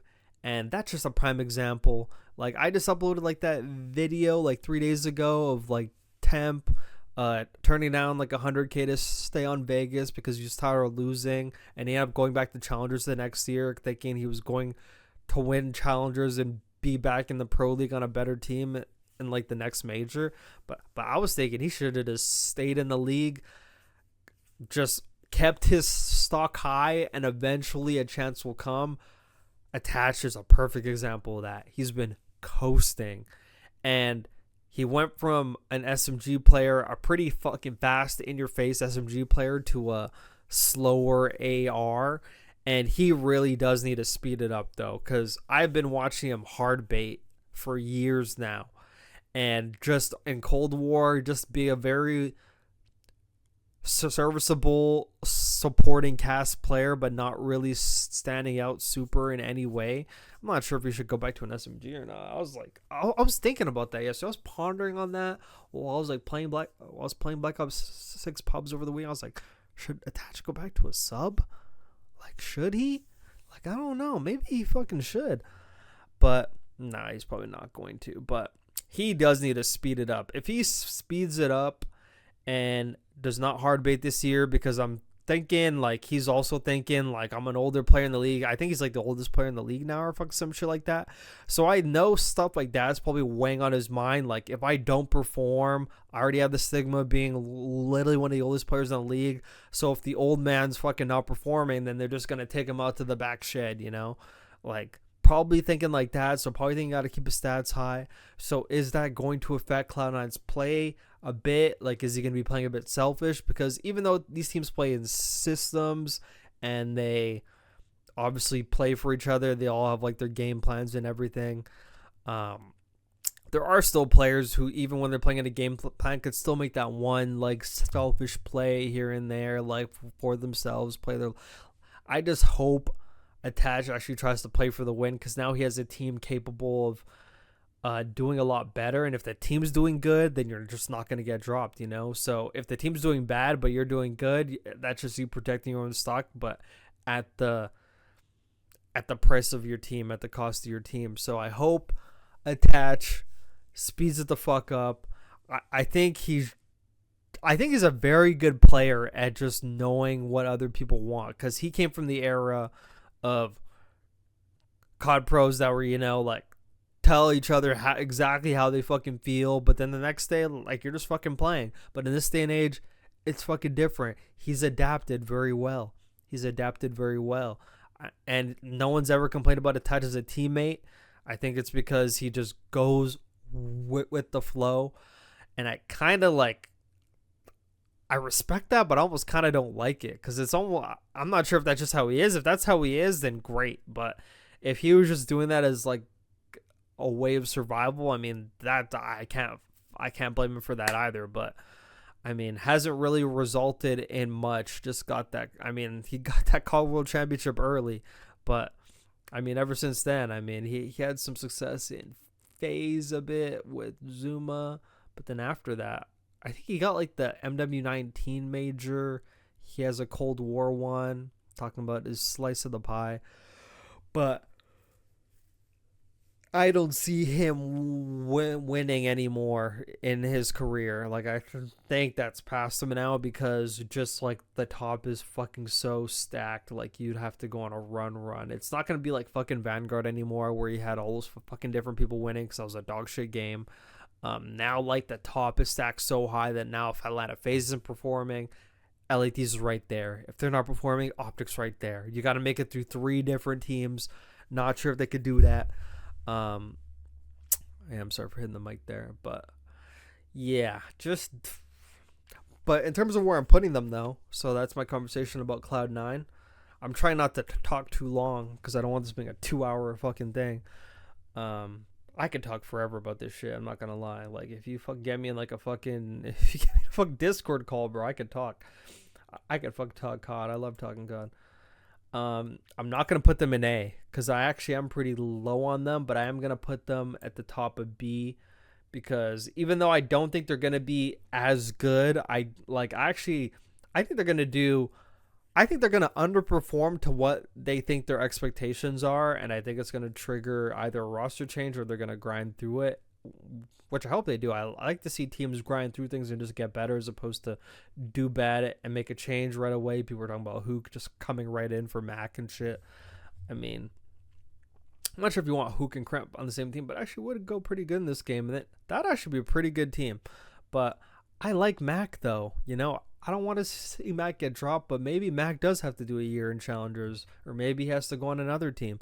Who knows? Like, I liked Mac on Carolina, but he got the chance at Cloud9, so how are you not going to take it? But also, a team with accuracy, I kind of feel like a team with accuracy anywhere in it, even though he's in the coaching role, I don't think they would change after a bad major. I feel like they're a team that would actually stick it through. Like, you look at accuracy's track record. I mean, granted, when he was playing in, like, World War II on that team with TK, I think they dropped Chino for Pharaoh, I think. I think they dropped Chino for Pharaoh, or was Pharaoh in there? It was, like, accuracy, whatever. But they did make roster changes when they're at, like, the top. That's when they're at the top. But I kind of feel like he's going to stick it out with this team. They're not going to, like, pull Mac out of retirement and give him a chance just to drop him after one major. They're going to give him time. There's no way they make a change after one major, but it will happen. It will happen. Because I do think they're going to underperform, because to them, they have to be a guaranteed lock on top 4. And I think if they're not top 4, if they're not even, like, a solid, like, undisputed number 5, that's going to trigger a roster change, because I don't think they're going to take anything less than that, to be honest. So, yeah. And part of me wants to put Miami ahead of, like, Seattle Surge, because I don't know what Seattle Surge is going to do. I mean, even just fucking looking at this, like, this league is so top heavy, because now that I look at the teams, I'm like, fuck, that's it? Yeah. I'm like, god damn, bro, they're going to smoke these other teams. I kind of do want to put Miami ahead of Surge, but I have high hopes for Hicksy, that's why. So I'm going to put them there. And now getting into the top fucking 3, the moment everyone has been waiting for. So for the top 3, man, you guys are going to love this. I teetered between 2 and 3 because I already know who my number 1 is, because I think everyone already knows who I'm putting as number 1, and it isn't a bias thing. I just have a good feeling in this game, and I'll explain everything as I go on. But my number 3 in the S tier, because I feel like all 3 of these teams are in S tier. That's not even a problem. They're above. I think putting any of these teams in the exact same tier as any of these other teams is a fucking insult, to be honest, and I think everybody knows that. They're a tier above everybody. As the season goes on, maybe things change, but There's 3 S tier teams in this game. It's just a matter of what order will they be throughout the year. And in the third position, I mean, my mouse is already hovering over it. You guys fucking guessed it. It's Optic Gaming. And there's some reasons for this. I could start off with the main reason was my hot take that they were not going to win a major all year. That was my bold prediction, but that was before the game came out. That was my bold prediction going into it. But I may be eating some words, but I'm not going to take my prediction away. And I'll tell you why. I mean, I could tell you why, because I just don't want to take it away. I want to have a hot take, but I know I have an 80% chance of being wrong, to be honest, at this point. After not only seeing they have an Optic Major and fuck Major 3, which I'm like, fuck. Like, damn, they might win that shit. But this team, I actually do feel, it sounds so crazy, I do feel like they're better than LA Thieves. Like, I really do. Does that sound crazy? Like, Optic fans probably won't think I'm crazy, but I think Optic's better than LA Thieves. Like, I don't think LA Thieves is the best team in this game. Like, granted, they won that fucking Quezon tourney, but there's so many things I can say. I'm actually going to talk about that Quezon tourney. I've talked about it before, but I guess I'll bring up the Quezon tourney real quick. Just give a quick summary reason. Okay, so LA Thieves won that. The first time they played Optic, early in tourney, Optic smacked the fuck out of them. And then in the finals, it was after like a 5-hour wait when LA Thieves was on the stage. Granted, they were on the main stage, like also waiting, but they were still playing. Like Optic was in the back, half of them playing zombies, half the others were on Zuma stream, tired as fuck. Like, don't even know when the fuck we're gonna play. Like, they're just like, whatever. I'm seeing them play the final. Take a look at like Anthony's eyes. He's like fucking almost falling asleep. Everyone's like just fucking tired. Like, that's fucking cheese. So, I mean, they dominated the first time, and then I think in that finals, they were just like, I don't give a fuck. But that could just be me. That's what I thought looking at that. And even the LA Thieves versus Atlanta FaZe. This is not FaZe Cope. If you go back and watch, don't even have to go watch. Go back and watch the videos I made on it. The first time Atlanta FaZe plays LA Thieves, they're smoking them. The hard point. They win the hard point pretty convincingly. S&D smoke them. Up 2-0. 3-0 protocol control. 238 to like 170. Like, they're about to win. They have P3 control. A guy sneaks around the back, flips the spawns because they let one guy slip by the tip of their fingers. They flip spawns. They troll, they lose the map, and then all momentum's gone, and then it's almost like they just lost all hope. I don't know why when they were fucking still up 2-1, and they just got slaughter ganged from there. And then they played them again later on in the losers after Optic beat them, and then they were up 1-0, and then in the S&D, it was a 3v2 on Skyline offense. They saw both Hydra and Scrap. Abizi saw both of them at the back of A. Like, he shot both of them. So you knew they were back there. And he literally could have gotten the bomb down, but he didn't. And Draza and Cell were both of them just sitting poolside with their fucking hands on their toes, doing absolutely nothing. Like, could have got the bomb down easy. You know, they're both in the back. Like, they could easily run across pool, go luck over Abizi. Abizi could even plant without them even being there, because you could plant and just fucking like peep over the bomb. Easy 3v2. They choke. They lose that map, and then like they lose fucking 3-1. Like, they could have been up 2-0 again, and then like they lost. So, I mean, but also credit to LA Thieves taking advantage of mistakes, because that's what you're supposed to do. That's what the good teams do. Take advantage of mistakes. Take advantage of momentum, and they beat them. So people will say excuses, but like, bro, these are literally the reasons why they lost. Like, they did not get smacked by LA. They didn't get 3-0. They made mistakes, and then they crumbled. You know, classic phase. Crumbling. So I actually do think Optic is better than LA Thieves in this game, and I think they're going to be better than them, because I think Optic just has I think we're underestimating Optic too much, just because we just see the Hydra Scrap and they're nasty. And it's so funny because fucking Dan Ghosty is gross at this game. So it's so hard when you actually look at everyone. It almost makes me want to put fucking FaZe in number 3, to be honest. I'm not even kidding. Actually, maybe I should. Maybe I should fucking switch it up, right? I'm not even kidding. Maybe I should. Like, holy fuck, maybe I should. Actually, this is a tier list for going into the season. I'm not gonna lie. So maybe I fucking should. I honestly might, bro. I might switch it up. Okay, so originally I was gonna put Atlanta FaZe at number 1. I was gonna put LA Thieves number 2 and Optic number 3. But I think I might shock myself because Atlanta FaZe has been doing me dirty. I've been picking them like first a lot. Like, yeah, they're going to win this tourney, win that tourney. They get in the position and they choke. Like, they choke a lot now. Like, not doubting their skill at all. They're going to be very good in this game. I do not doubt that. They're probably going to finish, or not probably, they will finish number 1 in the overall CDL standings. That's pretty clear that's going to happen. But how are they going to perform in tourneys? How are they going to win? You know, they have no problem beating any of these bottom teams. They have no problem beating everybody here. Like, they have no problem beating Ultra. I mean, this is a new Ultra. I don't think they'll have an issue beating them. Cloud9, they could beat them. Seattle Surge beat them. Miami beat them. Gentlemates beat them. Rokkr beat them. Carolina choke slam them. Fucking Boston slam them through the ground. Falcons him with a tombstone pile driver.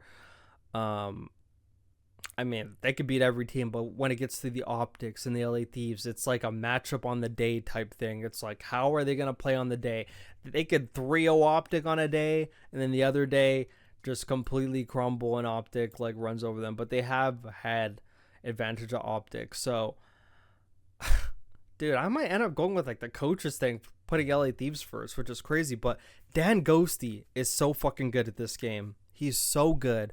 And Scrappy is Scrap. I mean, not much to say. I could disagree with some of his GA decisions and all that stuff, but in terms of in the game, bro, he spawns in like he says he does, and he shoots, and that's what he does. And Hydra is a Giga Chad. He fucking does it all. I didn't want to admit it because I was like, oh, you know, like a bee, like simp, whatever, but Hydra is the best player in the world and has been for the past 3 years now. Like, undisputed best player in the world. He may not have got MVP last year, but he has been the best player in the world for 3 years in a row. And you can't really argue it now. Like, the fact that he's won as much as he's won with the team he's been on is even more commendable. He hasn't had a super team yet. Like, Atlanta FaZe has had a super team their whole careers, and it feels like Hydra's all of a sudden catching up to them in championships, which sounds ludicrous because Atlanta FaZe should have a lot more championships, but we've had that discussion before. I think it's in episode number 1 of the podcast. But Hydra has won as much as he has, willing teams to victory. Like, I don't think Hydra's won one tourney where I mean, you could say like the MW2 Champs Grand Finals, but I mean, he was literally like the best player all fucking weekend. He was the reason why they got there, so it doesn't even count. Like, every tourney Hydra's won, he's been him, you know? He hasn't had people to show up for him. It's not Atlanta FaZe where if fucking Chris does good, fucking Abizi does good. If Abizi does bad, Simp does good. Hydra does not have that. Like, he has good players on his team, obviously. Like, you have to be somewhat good. He can't do everything, you know, but he does everything. And Hydra has how many? I think he has like 6 now. He's like a 6-time champ. Probably could be like a fucking 2-time world champ. No bullshit. Like, I mean, that Ep.3 final, I mean, if you go back and watch my analysis on that, I mean, fuck, that could have went a different way. He could have been a 2-time champ right now. Not gonna lie.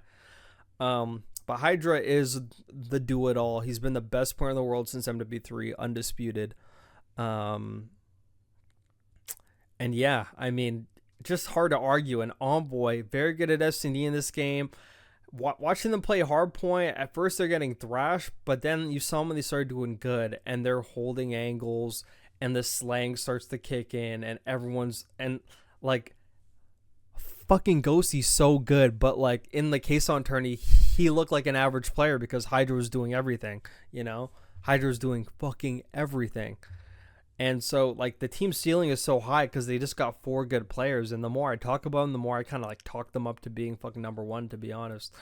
But let me see LA Thieves' schedule actually real quick. Let me see their schedule.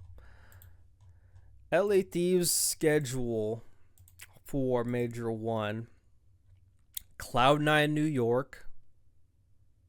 Atlanta FaZe. They got Cloud9 Atlanta FaZe back-to-back days. Holy shit, exact same time too. Los Angeles Gorillas. So Hydra gets to play his old team. Minnesota Rokkr. Optic Texas. Miami and Boston. They got a very interesting fucking first 5 matches. I think all their matches are pretty hard, except for maybe Boston and maybe Rokkr. I mean, Hydra gets to play against fucking Geo. I will be there for that. He's going to be fucking talking shit for sure. God, I miss the fucking talking shit to the webcam thing. Like, that's going to be back. But LA Thieves does have a pretty hard schedule. I could see him losing to Atlanta FaZe in the online qualifier because Atlanta FaZe are online fucking merchants, bro. They're great at online shit. And Cloud9, they're probably going to beat Cloud9, but maybe it was an upset there too. You know what? This is in terms of like the season. I can't really go off like the major tourney, but this is just like how they're gonna do, like this tier list is like how they're gonna do going into the season.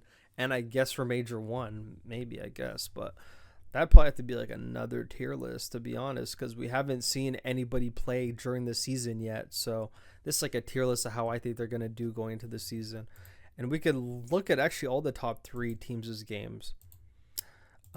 Apply filter. Atlanta FaZe, they play Ultra first on the Friday, as we've seen. Then they play LA Thieves, Carolina, Vegas. So, Carolina and Vegas, easy wins. Rokkr, easy win. Boston, easy win. That's 4. Cloud9 New York, they're better than that team. Could go either way, but they're guaranteed at least 4 wins in here. They're probably gonna win at least like 6 of these games. I feel like I don't think they're gonna lose more than 2. Like 5-2 at worst, 6-1 probably. They might lose 1, or they might just go fucking 7-0. Honestly, fuck it. To be honest, yeah. I mean, the more I talk about it, like the more I'm like going back and forth on like what the fuck I actually do think. And I guess Optic. We have to look at Optic's schedule since we're gonna look at all the top 3 teams' game.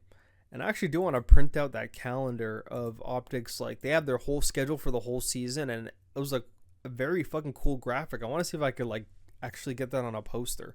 That'd look fucking awesome, actually. Optic plays Boston first, and then Cloud9, and then Vancouver, LAG, Vegas, LA Thieves, Ultra. So honestly, the Ultra and Thieves thing is, Optic is such a good team, bro. But like, they're such a good team, but they could fucking lose to anybody. Like, that's like the funny thing. Like, they could lose to anybody. Like, they're so good, but they're so susceptible to losing to everybody, which is so weird. Which is why I'm actually gonna stick to where I'm gonna put them. I'm just gonna keep them at number 3 because they're just way too susceptible to losing to every other team in the league. But whenever like they play up and they play against the teams, like the good teams, like the Atlanta FaZe and like the LA Thieves, like yeah.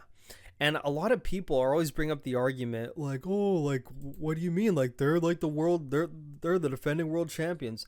I hate that argument. I'm not even gonna lie. I fucking hate that argument because majority of the MW3 season, like they weren't even playing that good. Like they actually weren't even playing that good. Like majority of the season, and like majority of the season, like they won major 2 or 3. Was it 2 or 3? I think it was 3. No, it was 2. No, it was 3. Yeah, it was major 3 they won, and then they won champs. Yeah, it was major 3 and champs, and the major 3. Like, that's the one with like Atlanta FaZe, where Atlanta FaZe literally could have beat them, but then they won that, and then they fucking fried Ultra in finals. And then at champs, they played. Did they play LAG? Like, they played average teams, and they played NYSL twice, and it was over.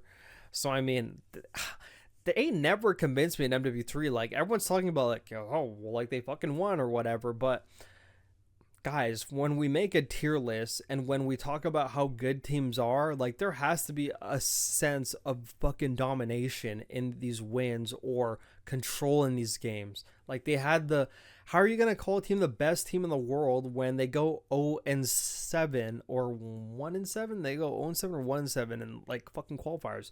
FaZe has never done that. No other top team's ever done that. Ultra when they play bad in a qualifier, they go like 4 and 2.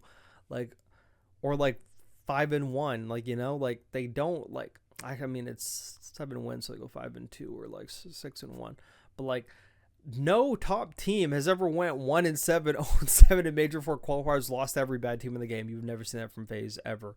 Like when fucking FaZe plays bad, it's them choking a grand final or choking against a top team. But like Optic seems to lose to Miami sometimes, to Boston sometimes, Carolina sometimes, Rokkr sometimes, like they seem to lose to these teams. But the other top teams don't seem to have that issue. Atlanta FaZe never had that issue. And granted, those are past years, but I do think that could play effect into this year. Like, I think Optic is great, and they're dominant, and they could dominate these teams, but I kind of feel like there's also a room where they just might show up on a fucking Saturday and they just lose an S&D control and they lose an S&D or some shit, like some random shit like that could happen. But on that topic, I do feel, which is why it's hard to even rank the top 3 because every team is like so good at specific things. But I do think overall in the season, Optic's probably going to be the best hardpoint team in the game.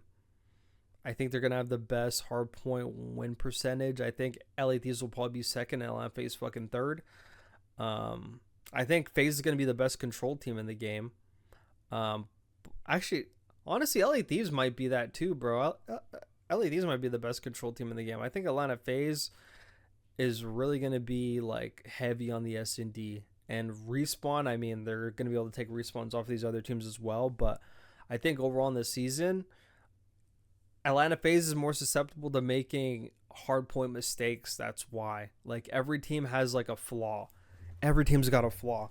Like, and the thing about this LA Thieves team is I had an issue with Scrap and Hydra depending on, like, who their teammates were. But the fact they have Envoy, I think Envoy actually does save their S&D. I mean, Hydra's pretty good at S&D, but, I mean, needs other S&D players around him. Can't do everything himself.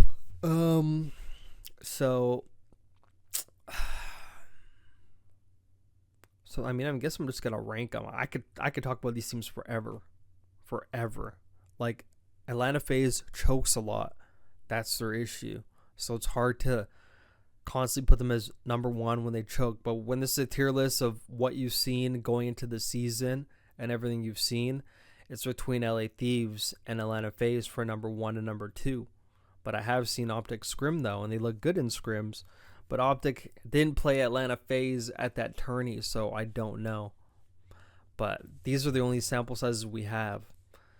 So going in, I kind of want to put Optic at number 2, but I can't put the other 2 any lower. It just can't happen. I kind of feel like LA Thieves might fraud, but that would completely ruin my prediction of Optic not fucking winning a major. I might have to fucking take that one back because they're really good. They're really fucking good from what I've seen. They're really, like, fucking Kenny's really good at this game. Shotzi's obviously really good at this game. Shotzi does make some mistakes on the map, but, I mean, they probably correct them. Dashy's good at this game. I think Dashy, especially with the smaller maps now and everything, I think I think a lot of the slower players are forced to speed up more. Not that he wants to be slow, it's just like what was required of him last season. But I think we're gonna be seeing a lot more faster pace from everybody, and fucking Dashy is looking active in this game. Like, everybody on Optic looks good at this game, which is why it's hard, because this is why these are the top 3 teams, because I look at all 4 players in this game right now and all of them look good. Like, all 12 players look good. All fucking 12. Like, not one player does not look fucking nasty at this game, so it's hard to rank them. But I have to, and it's going into the season. So, god damn, I might eat this. I'm not gonna lie. I'm gonna put Atlanta FaZe at number 1. You thought nah, guy. You guys thought I was switching up. You thought I was. Nah. Holy shit. Oh my god. You know what? I kind of want to put LA Thieves as number 1, just because I talked about the reason why Atlanta FaZe lost to LA Thieves, but in terms of just consistency and not choking as much, I don't see LA Thieves choking as much. And they just have Hydra and Scrap. They have so much insurance policies on their team, but Atlanta FaZe they are the merchants of the league. Like they reap these other teams. This isn't just like a tier list of the top 3 against each other. It's the whole entire league, you know? Wait, do not clip that. Fucking LA Thieves in fucking D. Whoa. Could I put them back? Oh shit, I can't hear. I'm just gonna put them in there for now. Yeah, I mean, this could just go either way. I mean, what is my final thing? Because this is going into the season. This is without seeing anybody play, so we got to clarify that. This is just like my preseason tier list. This is what this is, a preseason tier list. And from everything I've seen, I'm not fully convinced by Atlanta FaZe. I'm actually fully not convinced by them. Preseason tier list. Dude, Optic is so funny, bro, because they're so good. I've already said this already, so I'm just repeating myself again. They're so good, but they're so susceptible to losing to these other teams. It's so funny because honestly, if that wasn't the case, I would honestly put Optic as number 1. I'm not even kidding. I feel like Optic is so good, and I think Kenny, honestly, is undroppable. I think Kenny, when I watch Kenny play, watch the minimap and everything, you guys could even go back, watch any Optic game from the K-Star tourney, watch Kenny's minimap, bro. Or go back and watch the scrims I posted with Optic against Hook's team. Watch Kenny on the map, bro. This guy anchors, this guy block spawns, this guy knows when to hold them, knows when to fold them. He's just like, he could get kills. Like, it's not like he doesn't have fucking gun. He's not an old man just anchoring, you know. He's fucking young too, by the way. He's literally like young as fuck. Bro, Kenny is just, bro. And I haven't been high on Kenny like his whole entire career. It kind of took a while. It honestly took for him to come onto this Optic team, and like seeing his leadership and everything. Even like on LA Thieves, you know, I was kind of like, you know what, man? You know what? But I always kind of hated how like Black Ops 4, like he always wanted to use like the best gun, but the best player should always use the best gun, but he didn't want to use the SOG, wanted to use the Maddox, so they had to change things around. In Cold War, wanted to use whatever the best gun was. Everyone was like, fuck, go to SMGs. Like, no, I want to be an AR. But now he's proving us all wrong. Maybe he was meant to just be like a faster flex, honestly, the whole time, but could pull out a sub if he has to on a hill. I think the world of Kenny. I think Kenny does not get as much love. Even seeing like the drafts of everyone, like how low Kenny gets picked. Bro, I think Kenny is he's undroppable on this Optic team now. I think he's undroppable. I think him and Shotzi, obviously, because Shotzi's like the franchise, undroppable. Like, you hear me? Kenny has everything. He has the skill, he has the leadership, he has the mental, he has the discipline, he has the maturity on the map, bro. On the map, bro. Watch his mini map, bro. This guy plays correct Call of Duty. If you want to know correct Call of Duty, go watch fucking Kenny, bro. Go watch Kenny on any mini map. Go watch his bro, on the mini map, even without seeing Optics comms, like, it looks like he's fucking facilitating everything. It looks like he's commanding the troops. It looks like he's calling the shots. Like, that's honestly what the fuck it looks like. Even just watching the arrows, like, I think the world of Kenny. Like he has really fucking turned my eye on him. Like from like his earlier years, like until now, he's always been like a nasty player. But I mean, there's like a lot of fucking nasty players, but he's just an all-round player now. He has evolved into like an alpha in this league now, and now getting another world championship, has more confidence now, knows he could still keep winning even though he just won fucking Vanguard champs too. Like a very confident player. Knows how to be a team player as well. Like could drop crazy stat lines, could also like step back more. Just a fucking solid player, fucking Kenny is. But all the players are. But he is just like, he's fucking stands out to me. Like I think he's underrated. I don't think people are really looking at Kenny as much. Like he is underrated. He's so fucking good. Just an all-around player. But in terms of the standings, because of the fact Optic's very susceptible to losing to every other team, I am keeping them at third, even though I want to put them higher. Like I almost kind of want to put them second, to be honest. But if they go second, that means LA Thieves would honestly have to go first and Atlanta FaZe third. But I don't feel like Atlanta FaZe is below Optic. So it would have to be LA Thieves first or Atlanta FaZe first. So am I going to change this or not? Going into the new season, with the maps we're playing, I mean, Hydra's very good. I mean, super good.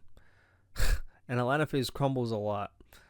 And I'm thinking of the way that the maps play and how easy it is to flip, and if FaZe is going to be fucking disciplined or not. I'm thinking about them playing LA Thieves in my head right now. That's honestly what the fuck I'm thinking of. I'm like, dude, like they might crumble. Bro. I might have to like do it the exact same way like the coaches did it, bro. I'm not going to lie. But I'm trying to do something different because right now the only thing I have different from the way like the coaches had it is fucking Boston and C. But otherwise it looks exactly like how the coaches had it. Like look, exactly like the same way.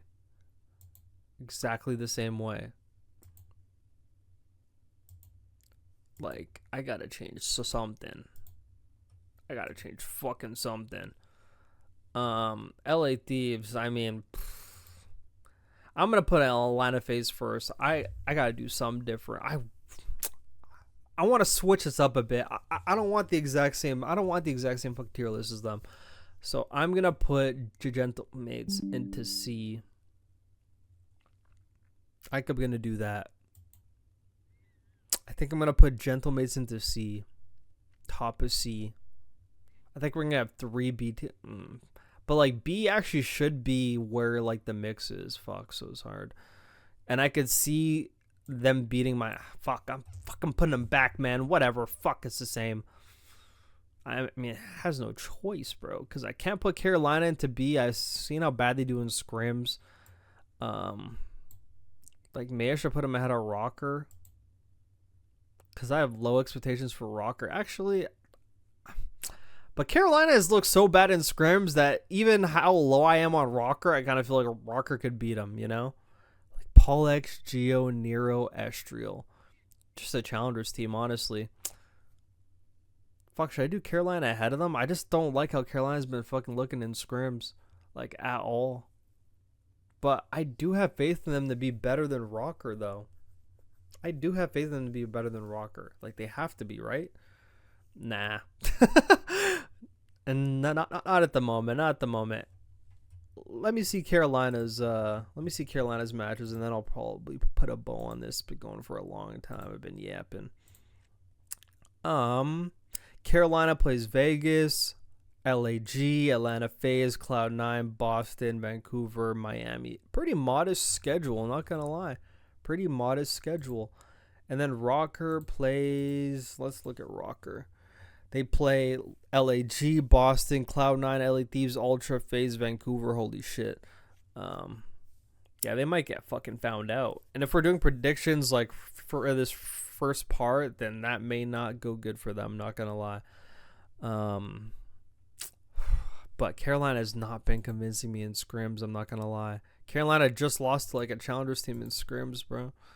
Like pretty convincingly too. Yeah, I'm gonna keep that the way it is. That deserves to be the way it is. That means I can't put Skies on their level. They can't be that bad. Like, they're not that bad yet. But in terms of how this is, Cloud9 top of B, I like that. Seattle Surge ahead of Miami and Gentlemates makes sense. Ultra alone in A because they're not really on the B tier. I like this. I'm gonna go with what I got. Like, this top 3 thing, honestly, if anyone has this any other way, I honestly will not argue it, except for maybe having Optic 1. If anyone has Optic 1, it's probably you Optic fans. I know for sure probably is. Because, like, they're just too inconsistent. And we never know what version of Optic we're going to get. When we get the best version of Optic, I mean, they're really good. And they're a very organized team. But I think LAD is also going to be a way better version of this team. But I feel like we're going to have another matchups thing. I feel like Atlanta FaZe is going to beat Optic all the time. I think Optic's going to beat LADs all the time. And LAD is going to beat FaZe like a lot. But I think FaZe might beat them like 2. But I feel like Optic's going to be LAD's kryptonite. I think they play him very well, like player for player. So if we're talking about fucking matchups, you do that. But if we're talking about overall, because it's not just matchups, guys. It's not just like it's like how they match up against everybody. If it was just a matchup between like the 3 of them, would probably like switch it, But this is my tier list. Yeah, and we're gonna round off this episode of Burrito Talk. I can't believe I was actually deciding to do other topics in this, seeing how long this went. Fucking crazy. I yap forever, but hope you guys enjoyed Burrito Talk on Apple Podcasts and Spotify. Subscribe if you're watching on YouTube. If you're not a member, perfect time to sign up right before the CDL season starts. Doing analysis on every single match throughout the week. Half of them are going to be, if not 3/4 of them, on the YouTube members only. Like a lot of perks when you sign up. So take that into account. And yeah, with that being said, this has been Burrito. Bada boom, bada bye. We'll see you on fucking Friday.